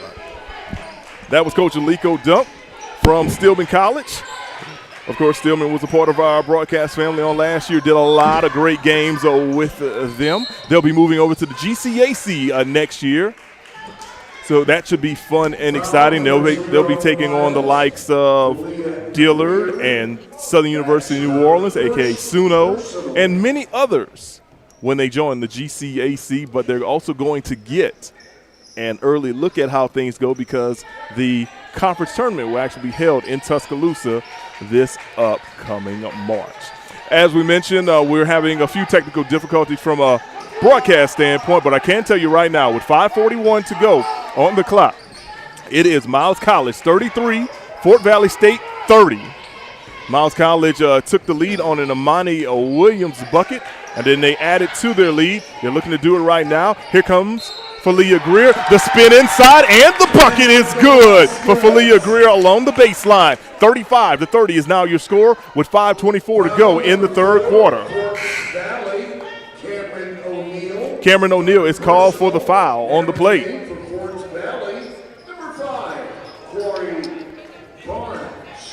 Corey Barnes called for the foul on the play, excuse me. Oh, no, now they're switching it. So it is Cameron O'Neal that we call for the foul. 35-30 is your score. 5:24 to go in the third quarter.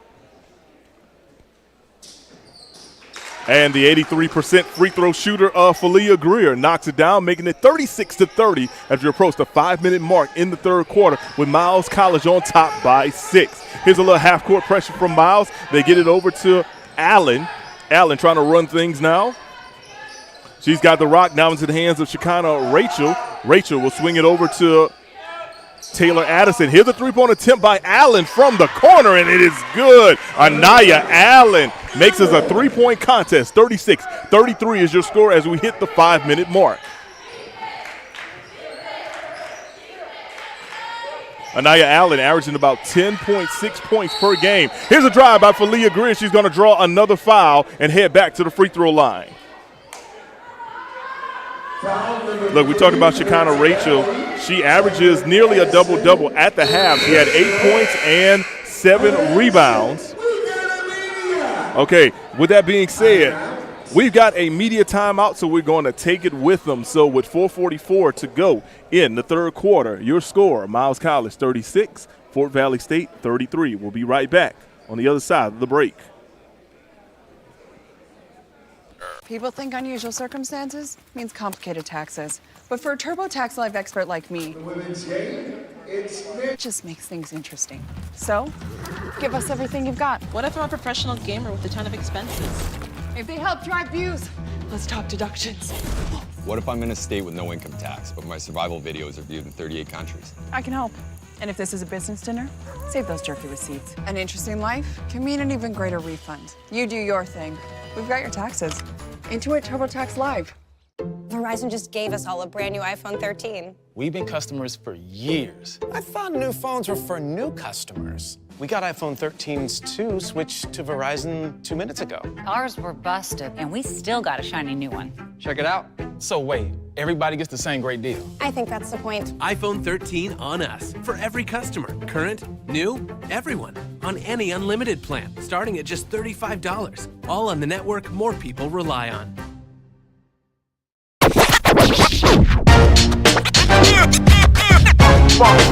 It's like a loop machine.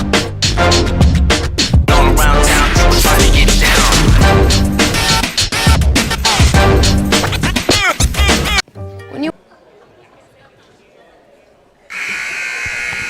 And welcome back to the Nocturnum Gymnasium. 4:44 to go in the third quarter. Your score, Miles College 36, Fort Valley State 33. Alongside the boss man, Roy Evans, I'm Mo Carter.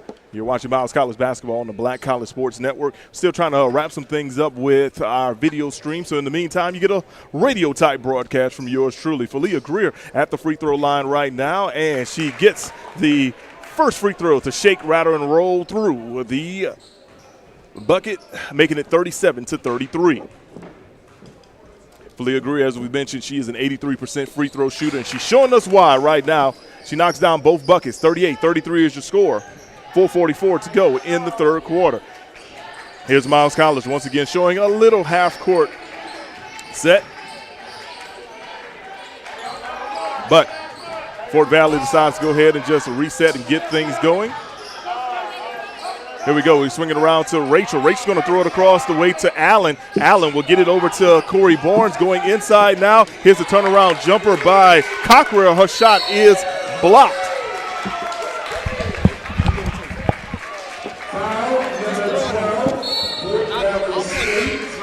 Oh. And we got a foul on Shekinah Rachel. Her first foul. Miles College now with the rock.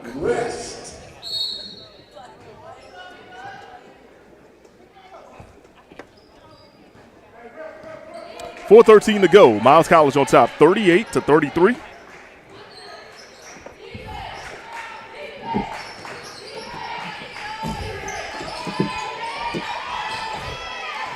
Here's Amaya Harris. She will draw a foul, non-shooting.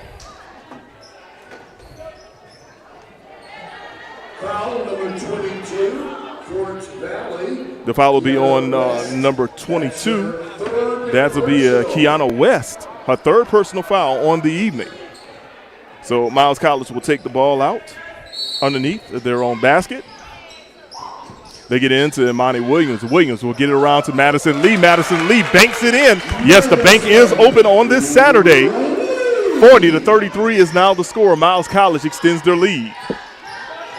And these are the things we were talking about earlier going into the third quarter. Miles College has to take advantage of their offensive set and really knock down their first-time opportunities with shots, and they are doing it. Great defense knocked away by Amaya Harris. Here comes Harris between the leg, gets to Imani Williams. Williams gets it back over to Harris. Harris going to dribble it out. She'll get it over to Falia Greer. Greer will reset. Going inside right now, and the ball is stolen by Cockrell. Ill-advised pass right there inside for Miles College. Coach Pete has been not excited about that previous play. On the other end, here's Shoshana Rachel. She'll swing it over to Kiana West. West will get it back over to Rachel. Rachel telling West, hey, go to the corner. Now inside to Rachel. Rachel pulls up from the charity stripe and hits. Shekinah Rachel now with double-digit points. That's her 10th point of the evening. And she lifts it down from 40-35. Here's Madison Lee. She's got the rock, being guarded close by Rachel. Madison Lee is going to take a three-pointer, drew some contact, but no foul on the play. Ball goes out of bounds, but it was last touched by Fort Valley State. Rachel talking it over with the official. She was like, man, she got me on my leg, on my arm, on my wrist, and you didn't want to call nothing. Here's Amaya Harris from three-point range off the mark. Rebound, Falia Greer goes up, and it's good.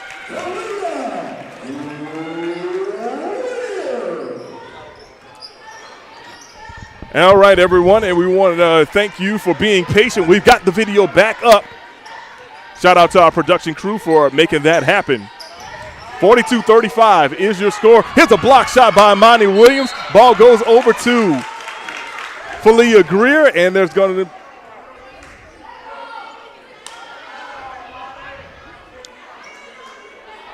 all right, so the ball went over to Falia Greer, and the foul is called on number 11 for Fort Valley, Ayana Cockrell, her first.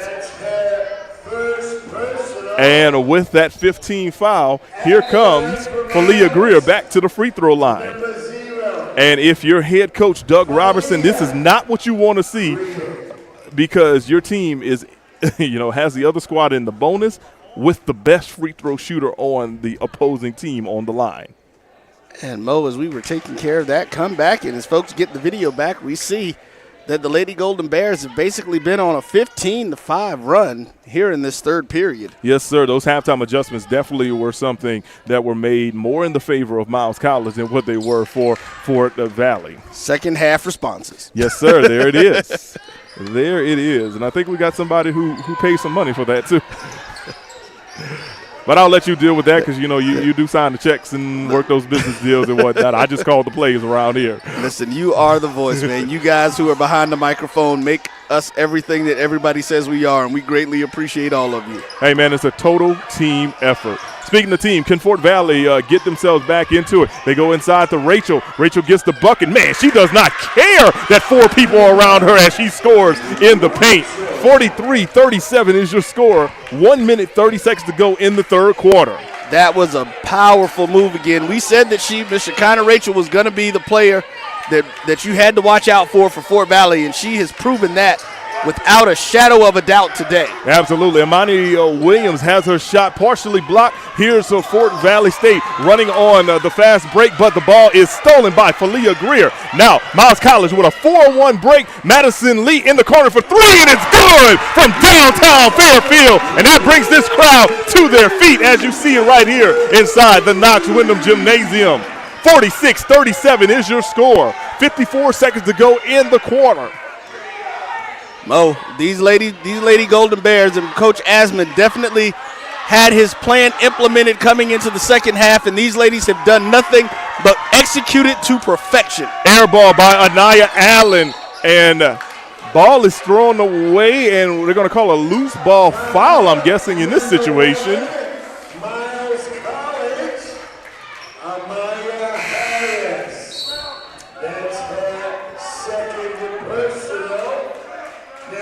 Amaya Harris called for a second personal foul. Ball will go back over to Fort Valley State. If you're Coach Doug Robinson in Fort Valley, you have literally let this game get away. You have been outscored 19-7 in this third quarter, and that has made the difference. Totally made the difference in this game. And, we talked to President Knight the other day, and she let us know there will be more people, more students here in the stands today. And we're seeing that. Definitely as they come in, get registered. I think the new students just started coming back today, or former students started coming back today, and some of the new students are here getting their look at their top-tier SIAC women's basketball team. There it is. Allen for three from the corner. Her shot's off the mark. And Miles – we're going to get a traveling call on Madison Lee. I don't think Madison Lee really knew what was going on as far as clockwise. And Tadaria Ashley's like, hey, I am wide open down here, and nobody saw me. So Fort Valley has a shot at getting one more shot off. Let's see what happens. They'll get it to Cage. Cage will attempt a three-pointer, hits the sidearm, and that's where we're going to end the third quarter. We played three inside the Knox Wyndham Gymnasium. Miles College, 46. Fort Valley State, 37. Stay tuned. Fourth quarter action is coming up on BCSN.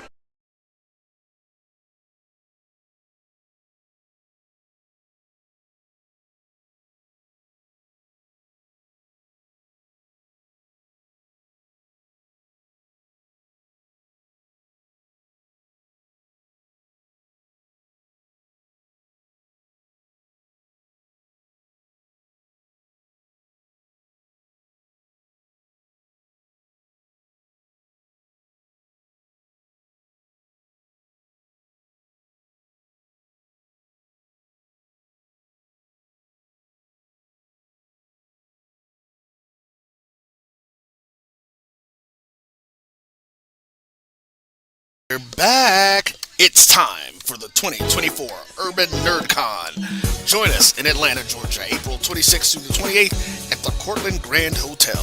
Special guests include Underworld creator Kevin Grievous, Gary Gray from Fairly Odd Parents, from Nickelodeon, Giovanni Samuels, The Science Machine, Michael Green, the Sci-Fi Sisters, and from Spaceballs and Star Trek Voyager, Tim Russ. Hi, I'm Tim Russ. Join me April 26th through the 28th at the Cortland Grand Hotel in Atlanta, Georgia for the Urban NerdCon. Our heroes, our villains, our stories, everyone con. I'll see you there. Live long and prosper. Visit theurbannerdcon.net to get your buy one, get one free badges before the price increases. Remember, our heroes, our villains, our stories, everyone's con. See. And we are back here at Knox Wyndham Gymnasium on the campus of Miles College, where the Lady Golden Bears stormed back in that third period to take a 9-point lead in this game. Yes, a outstanding third quarter by Miles College. The big key now is, can they keep the tempo up? Going to go inside to Falia Greer, and she's going to miss the shot in the paint. Ball goes out of bounds, and it'll turn over to Fort Valley. Now, Mo, as they get this going, what is it? I was, of course, a little busy there. Didn't get to see everything. Talk to me a little bit about what you saw in that third period that Miles did that they were not doing in the first half. Well, they were completing the process of things that they weren't doing in the first half. Mainly, they were getting second chance opportunities. They were making their outside shots, and then they were pressuring the ball on one side and then pushing it up court on the other side on that fast break. So they were playing Golden Bear offense is what you're saying. Correct. There it is. There it is. So there's a bucket by Imani Williams. She makes it a 48-37 game. Can Fort Valley respond? Three-point shot well off the mark into the hands of Amaya Harris. She's going to push the issue up the court. Here comes Falia Greer. Greer will get it back over to Williams. Williams goes inside to Madison Lee. Madison Lee, the turnaround jumper off the mark, but we got another foul.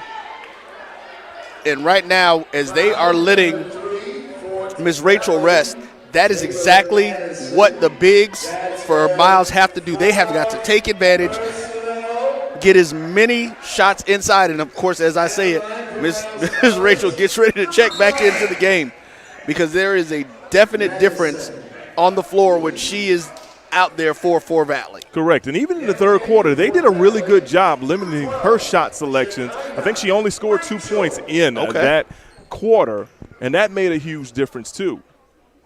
And because Miles College was really in their high-pace, up-tempo type offense, Coach Robertson could not afford to put the bigger lineup in that he was finding a lot of success with in the first half.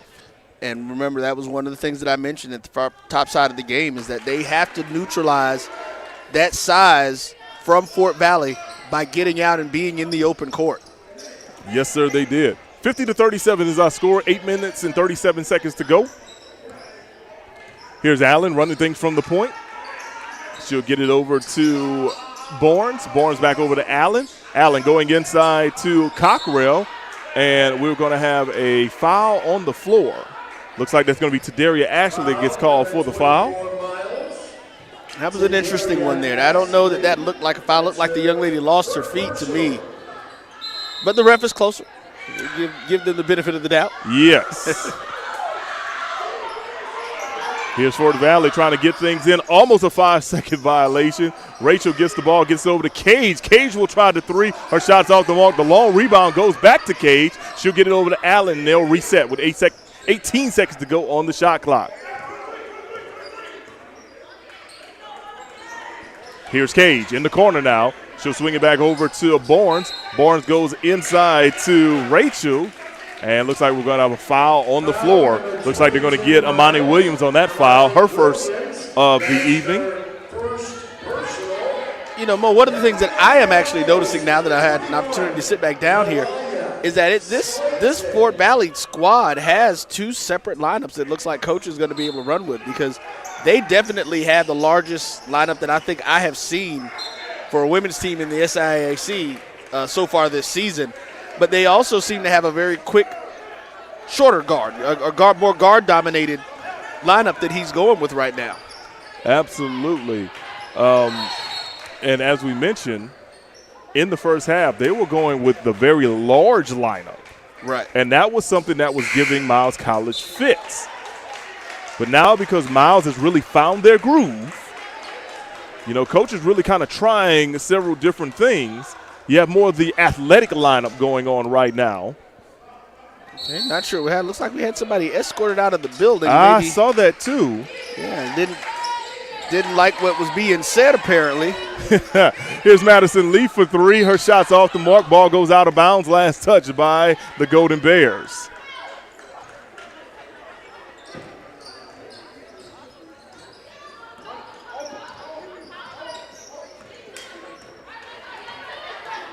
They set up this offense and about trying to get it in this kind of, but this time it was thrown away. Right, and tipped out the hands of her and Thalia Greer. Johnny on the spot for the steal.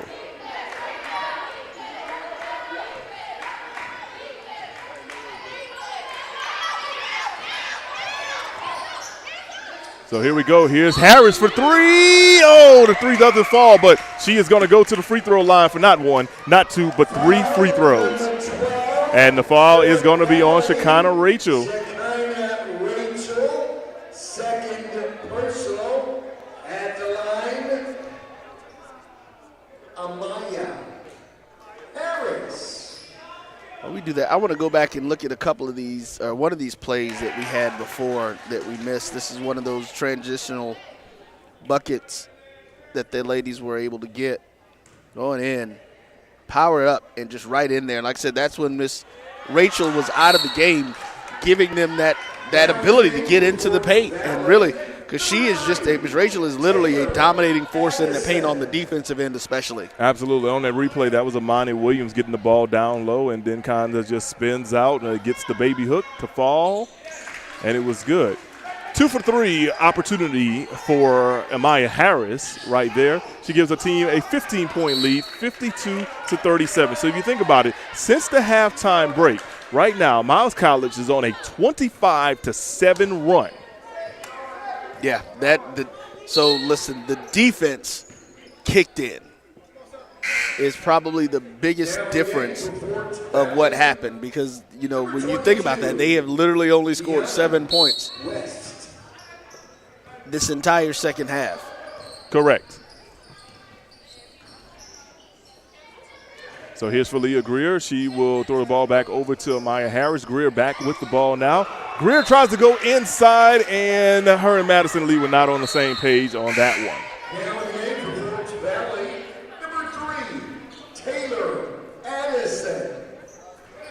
15-point lead. They are trying to push it. I know we were looking at that last game. This is opposite of what we had in the last game, Mo, where they gave up a big 20-point lead. Right now, they're in the process of trying to extend this game absolutely out to 20 points. And here's the other thing, too, that you take a look at as the bucket is knocked down from the top of the key by Cockrell.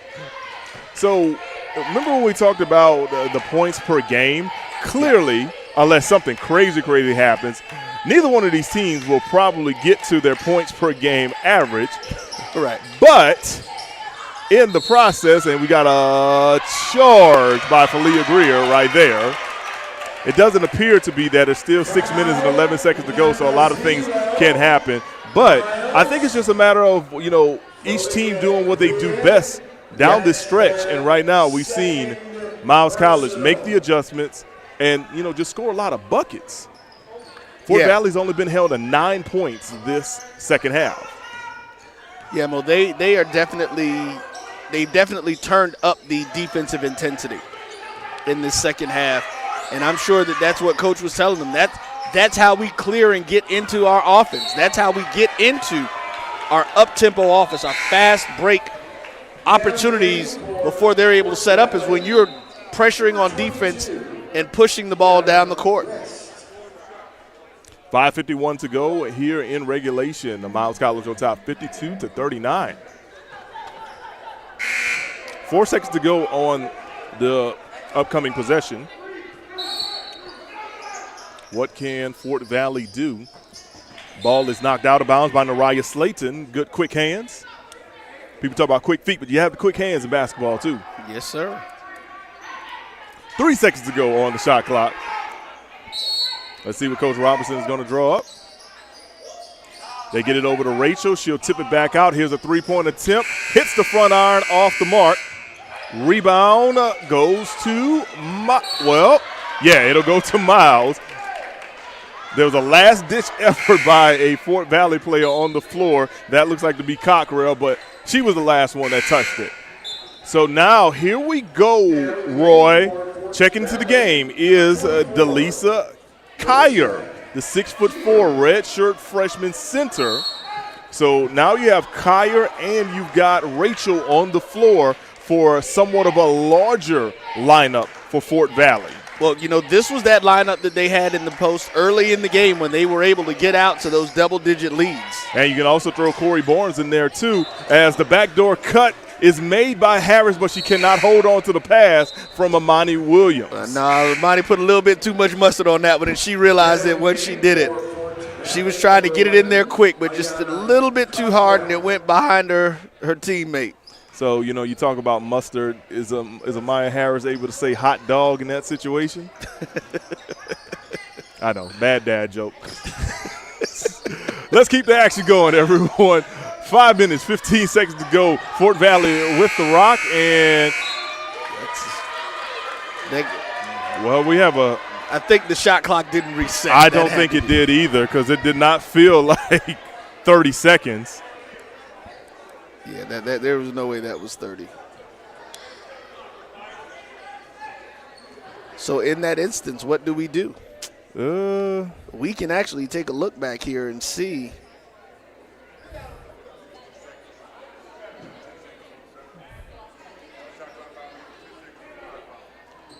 Okay, so they're just going to put 10 seconds back on. Correct. Let them run it down from there. Yeah, the shot clock did not. I can see it here. The shot clock did not reset. It was only at 16 seconds. Correct. So they're going to put 10 seconds back on the shot clock. So that's where Fort Valley will That's how much time Fort Valley will have to get off a shot on this possession. They'll get it over to Barnes. Barnes swings it over to Allen. Allen thought about a three. Barnes thinks about a three. Now to swing it over to Cockrell. Cockrell will pull up high off the glass. Her shot's off the mark. Rebound goes to Falia Greer. Listen, you keep talking about it, man. She, like I said, she reminded me of D. Wade getting up high for those rebounds at a two-guard position. She definitely has some hops. She does. Going inside, here's Amani Williams. The turnaround baby hook is blocked by Barnes. Fort Valley with the rock. Pushing the ball up court, a 2-on-2 situation, and we're going to have a charge. Amani Harris takes the charge.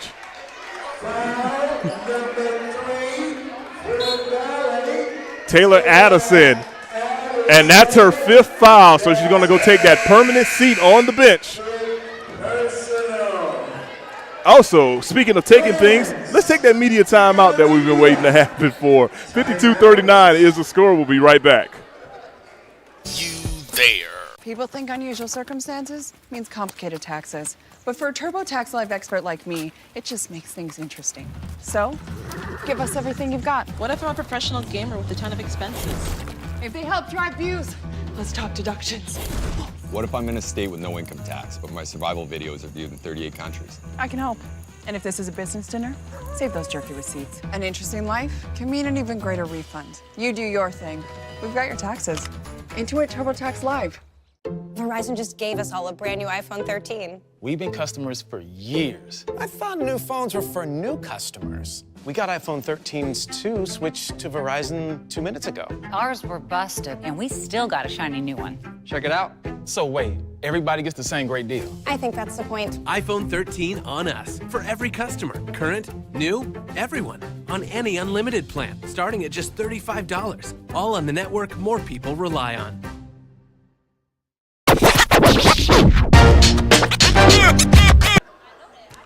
Hey, the Black College Sports Network is home to various HBCU entities, including athletics and great shows. Every Tuesday and Thursday, we want to check out Inside the HBCU Sports Lab with the Dean of HBCU Sports, Dr. Kenyatta Conville. Step into the lab with his other professors, Charles Bishop and Mike Washington. You can check out Inside the HBCU Sports Lab for all the data analytics, athletics, aesthetics, whatever you want to call it. It's a lot of things you'll learn every Tuesday and Thursday, 7 p.m. Eastern, 6 p.m. Central, right here on the Black College Sports Network and the Jericho Broadcast Network via YouTube. Amaya Harris knocking down a three-pointer, 55-39. She extends the lead here inside the Knox Wyndham Gymnasium. Can Shekinah Rachel respond? And she does. A nice dish inside and the bucket +1. For Kiana West. We're going to take another look at that. That was an excellently executed play by those young ladies just then. Here's Rachel. Looks like she was going to get the rock and then just sees her teammate streaking right behind the defense. She scores it. Looks like Amani Williams was able to tap her, but not before she's able to get the bucket. Three-point opportunity coming up now for West, and she knocks down the free throw. Making it a 13-point lead, or cutting it to 13, rather. Cutting it to 13. So let's see what happens the rest of the way now. That's going to be a foul. Yeah, she came across her head as she was trying to go after that pass. Yeah, Miss Rachel, she definitely got her across the head on that one. Definitely. So Amaya Harris now with the rock. 20 seconds to go on the shot clock. She'll pull up for another three, but her shot's off the mark. Rebound goes to Madison Lee. There's a scrum. We've got a jump ball. The possession arrow goes over to Fort Valley State. You know, one of the other things that impresses me about Miss Rachel is the fact that she plays so aggressively, but she's good at not getting fouls when she does that with her aggressive play. Absolutely. A lot of aggressive players in this level tend to foul a lot as well. And here's the other thing that I really do like about this young lady. It's my first time really seeing her play this year, is the fact that, yeah, she is a post player, but she has no problem stepping outside and really running the point guard position if she needs to. She'll pull up for shots like that from the outside and knocks it down, making an 11-point game. So she's very versatile. And timeout, but we're going to keep it right here. Yeah, just 30-second timeout. So we'll definitely keep it right there. Roy, can we take a look at that last play? Yes, sir. So as we talk about Shekinah Rachel, very, very versatile player. Look at her, she wants the ball. She can't get it right now, but now she does, turns around, jumper, and it's good. And, Mo, the thing that I liked about that play for her is that it was one fluid motion. She didn't make any additional unnecessary steps. She just caught the ball, turned, and shot it. Kept it up over your head like you always talk about having your bigs do. So that is definitely something. They've got a good one. And I know the next time, I'm not sure if this is the first meeting between these two teams or if Miles has to make that trip down to Fort Valley, but we can be assured that the next time they get together, there is going to be a defensive plan in place to do as much as you can to neutralize Miss Rachel. Unfortunately, the next time that means it'll be in tournament play. These two teams could only see each other the next time in tournament play. Now, Miles will play Albany State once again, the team they just beat the other day here inside the Knox Woodham Gymnasium at the end of the regular season calendar. But this really is the only opportunity that we will see them take on Fort Valley State.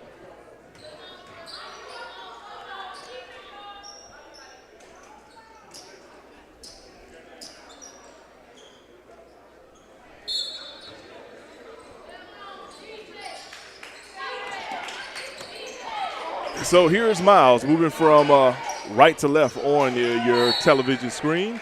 And we're going to have a whistle on the floor. Ball looks like it's going to remain with Miles College.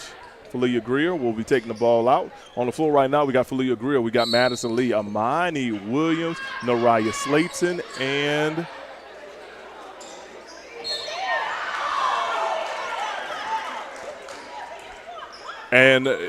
Amaya Harris. She was in the corner. I couldn't see her for a second, everybody. Falia Greer draws a foul. She's going to head back to the free throw line. Kiana West has been called for her fourth personal foul. And she's going to take a quick break. Checking back into the game right now for Fort Valley will be Corey Barnes.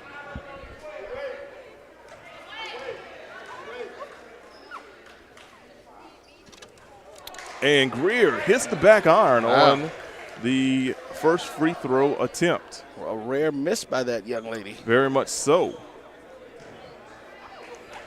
All right, the next time Miles College will be in action will be on Tuesday. They'll be taking on Stillman College in women's action on Tuesday at 5:30. Of course, we talked to Coach Aliko Dunk earlier. He said he's doing a little scouting down here. Nice little regional rivalry. Those two teams only separated by about 45 miles right down I-20. Now our next Black College Sports Network broadcast will be next Saturday right here inside the Knox Woodham Gymnasium as Miles College plays host to Lane College. The women will tip off at 2 p.m. Eastern, 1 p.m. Central, followed by the men because it is a conference doubleheader.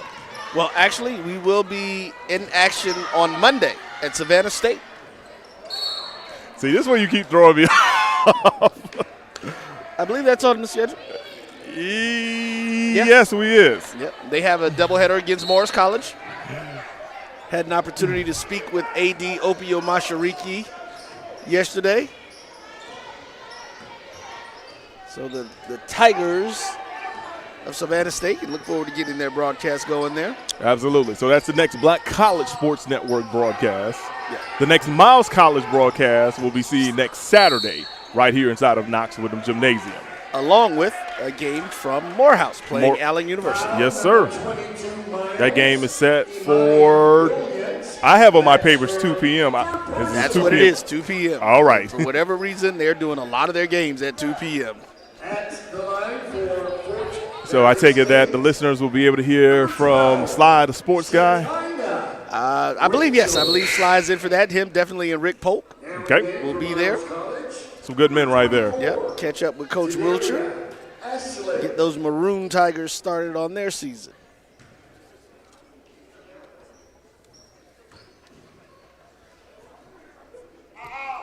At the free throw line right now is Shekinah Rachel. Rachel knocks down the first bucket. Of course, she's the leading scorer on the team. And she's certainly on her way to potentially being an all-SIAC player this upcoming year. On the year, she shoots about 76% from the free throw line, but she knocks down both of them right there. Checking into the game now for Fort Valley, McKenna Hall, young lady from Oklahoma, Edmond, Oklahoma to be exact. And there's a steal by Fort Valley right there. That is Kiana West coming up with the steal. There's going to be a tie-up, but a timeout was called with 1:50 to go. 56-46 is our score. Miles College still out in front. 30-second timeout. Coach Dunk pulling his team together is one of those, look, let's protect the ball and let's finish this game out type timeouts. And that would be Coach Asman? Yes. You just finished talking to Coach Dunk. I did. Coach Asman will be going head-to-head against Coach Dunk on Tuesday. Hey, look, man, Coach Dunk was over here, filling some time. Exactly. So that's why I said, I believe me, I am doing that all the time with the different names. But you're absolutely right. I'm sure that Coach Adams was like, hey, listen, we had this issue the other day. We got a minute and 50 seconds. Let's close this game out. Keep the pressure on defense that we had that got us this lead. We've got to maintain that kind of composure and make sure we do exactly what we're supposed to do. Absolutely. So Shekinah Rachel will be taking the ball out from the corner. She will get it over to Barnes. Barnes now has it in the hands of Allen. Here's a drive baseline by Rachel. Rachel has the ball stripped from her by Imani Williams, but ball goes out of bounds. Last touch by Tadaria Ashley. 20 seconds to go on the shot clock. Both teams are in the bonus from a foul standpoint. And there's a steal by Madison Lee. Lee is going to dribble it out, and she throws it away. Ball is stolen by Allen. Allen on the break gets it over to Shekinah Rachel. Rachel will score on the layup and one.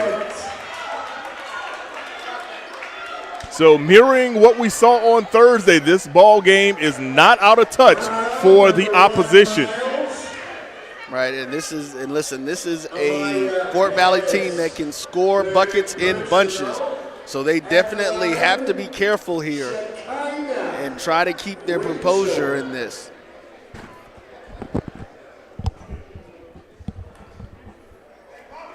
So at the line, Shekinah Rachel, 76% free throw shooter. She completes the three-point play. 56-49 is the score. 1:27 to go. Timeout, Fort Valley. Doug Robinson wants to talk about it.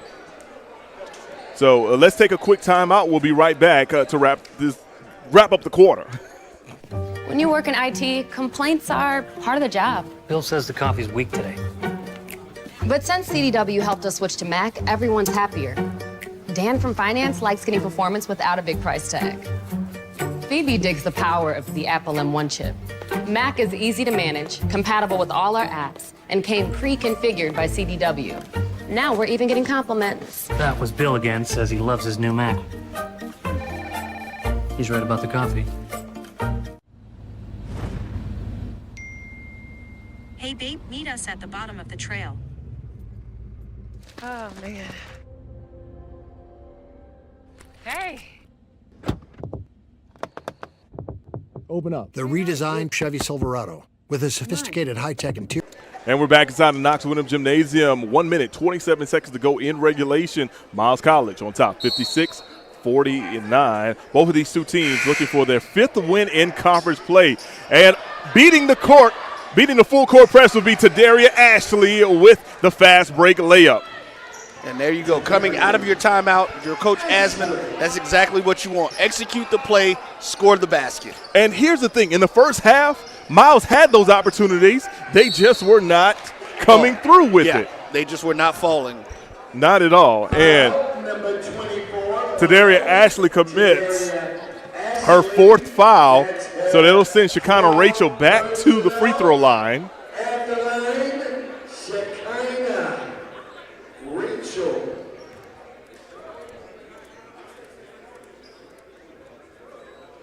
Free throw is good by Rachel. It's not the player that you want on the free throw line. Absolutely not. Yeah.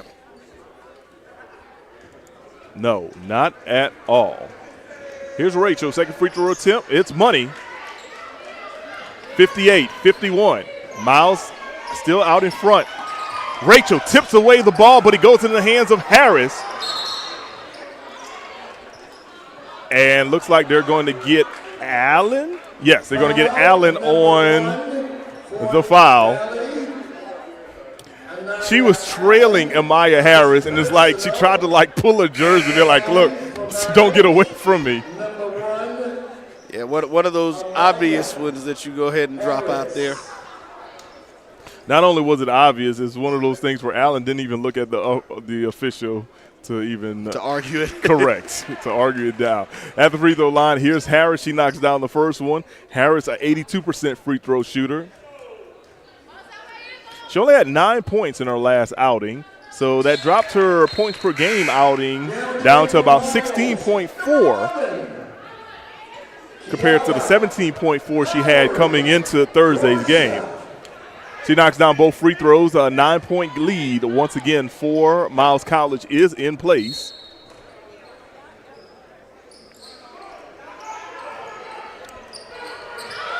Now for Fort Valley, I figure like this. It's either going to be get the ball in the hands of Shekinah Rachel or have Allen try to knock down an outside jumper. Here's Rachel. The baseline jumper hits the back iron. Rebound goes to Greer, and we're going to have a foul. Ball is going to go over to Miles. Foul is going to be on number 4. That's Cameron O'Neal, young lady from out of Hiram, Georgia. Okay. Heard of Hiram, one of those small areas in Georgia. That major country metropolitan area. I don't know if those oxymorons actually work together, but you know. Say it again. So I don't know if those oxymorons of a major country metropolitan work together. I get what you're saying. Hiram is a small town. Ms. Greer extends the lead back to 10, trying to put it at 11 to keep it here with 43 seconds left. Hiram is northwest of Atlanta and due west of Marietta. Here's kind of Rachel missing the shot in the paint, a rare miss for her, and she tries to tie it up, but looks like we're going to get a timeout for Miles College with 31.8 seconds to go. But yeah, as I mentioned, Hiram is due west of Marietta, right off U.S. Highway 278.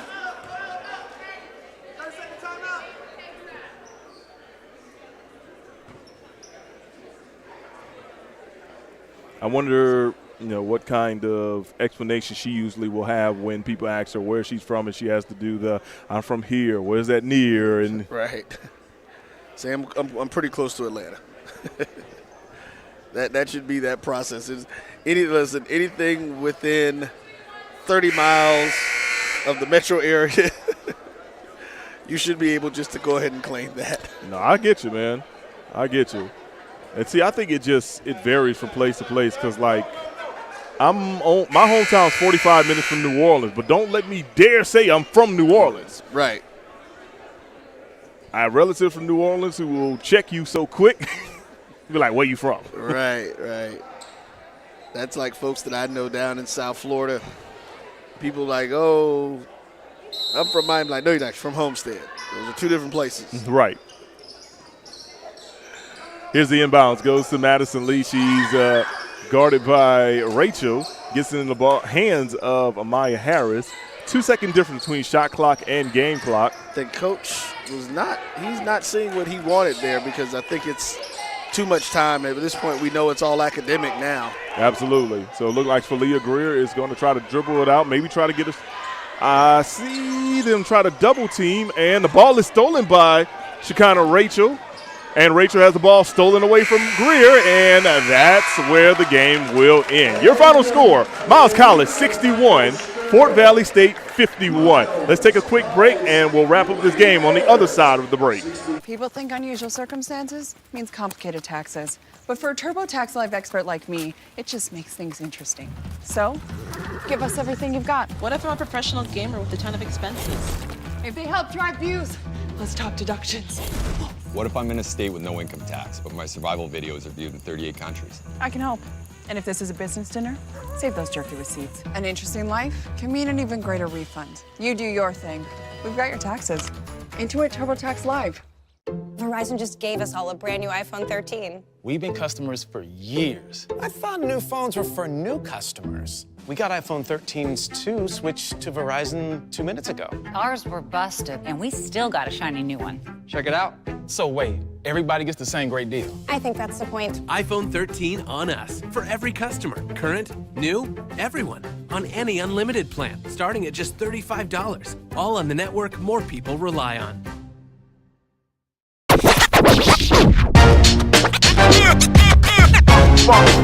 It's like a loot machine. All around town, people try to get down.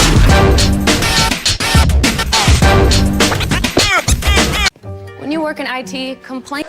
And welcome back to the Knox Williams Gymnasium, where your final score, Miles College 61, Fort Valley State 51. As always, we're joined by the head coach of the Lady Golden Bears, and that's Coach Pete Asman. Coach, congratulations on the victory. What an amazing job by your team in the second half, first and foremost. So I got to ask, what was said in that halftime locker room for that speech that you gave them? I just came out and let them know that coach is a very good coach, and they run some real complex actions, and he understood how to attack our defense early on in the game. So we made some minor adjustments early on, late in the first half, and then we continued to do that in the third and fourth quarter. So that was the reason we was able to get stops back to back to back.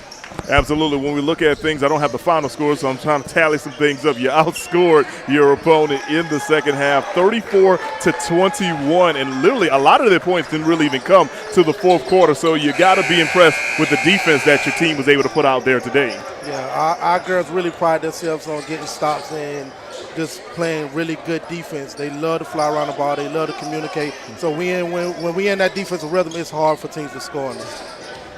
Yes, sir. So I know, we talked about it on Thursday. You were hoping that your team was able to shake off a little rust or whatever, and you figured it would probably happen coming into the day, but it did seem like the team was a little rusty in the first half.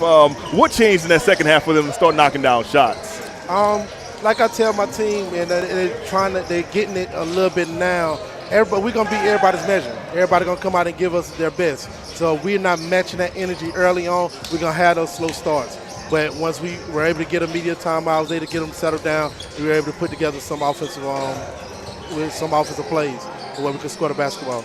Can you talk about the play of Falia Greer? I mean, not only was she doing it offensively, but she was taking charges, getting rebounds, getting steals, like a true overall dual-threat, two-way player, and it definitely showed today. She's real prideful. She's prideful. She thinks she's the best player on the court at all times, and I want to give her that. I want to give her that confidence for her to go out there and play as such. So when she sees somebody going, she want to take the challenge of getting on to their best player. And she thinks she can score the ball every time. Sometimes I have to kind of hold her back a little bit, but when she's giving me that type of effort defensively, I don't mind. I give them the freedom to kind of see some things and do some things offensively. All right, Coach, we'll get you out here on this one. You'll celebrate this victory. Then you'll actually step into non-conference play on Tuesday against Coach Aliko Dunk and Stillman, a little regional rivalry. We actually talked to him earlier today, and he said even though his team is going through some flu-like symptoms, they're still ready to face you guys on Tuesday. So you faced them last year. What do you think you're going to get from them this year? They're a very good team. He's a very good coach, so I expect for them to come in and run some good stuff. I know we're going to have to have our A game. And he done picked up some good pieces this upcoming year to add to the pieces that he already had that was pretty good last year. So we expect a good matchup. Like I said, we're just going to try to put the best game plan together. Hopefully these young ladies ready to come out and play and hopefully come out with another win. Sounds good, everyone. That, once again, is Coach Pete Asman. His young ladies were victorious today, 61-51 over Fort Valley State. That'll wrap things up for the women's basketball broadcast right here on Black College Sports Network. But we'll be back in 15 minutes with a tip-off of the men's basketball game.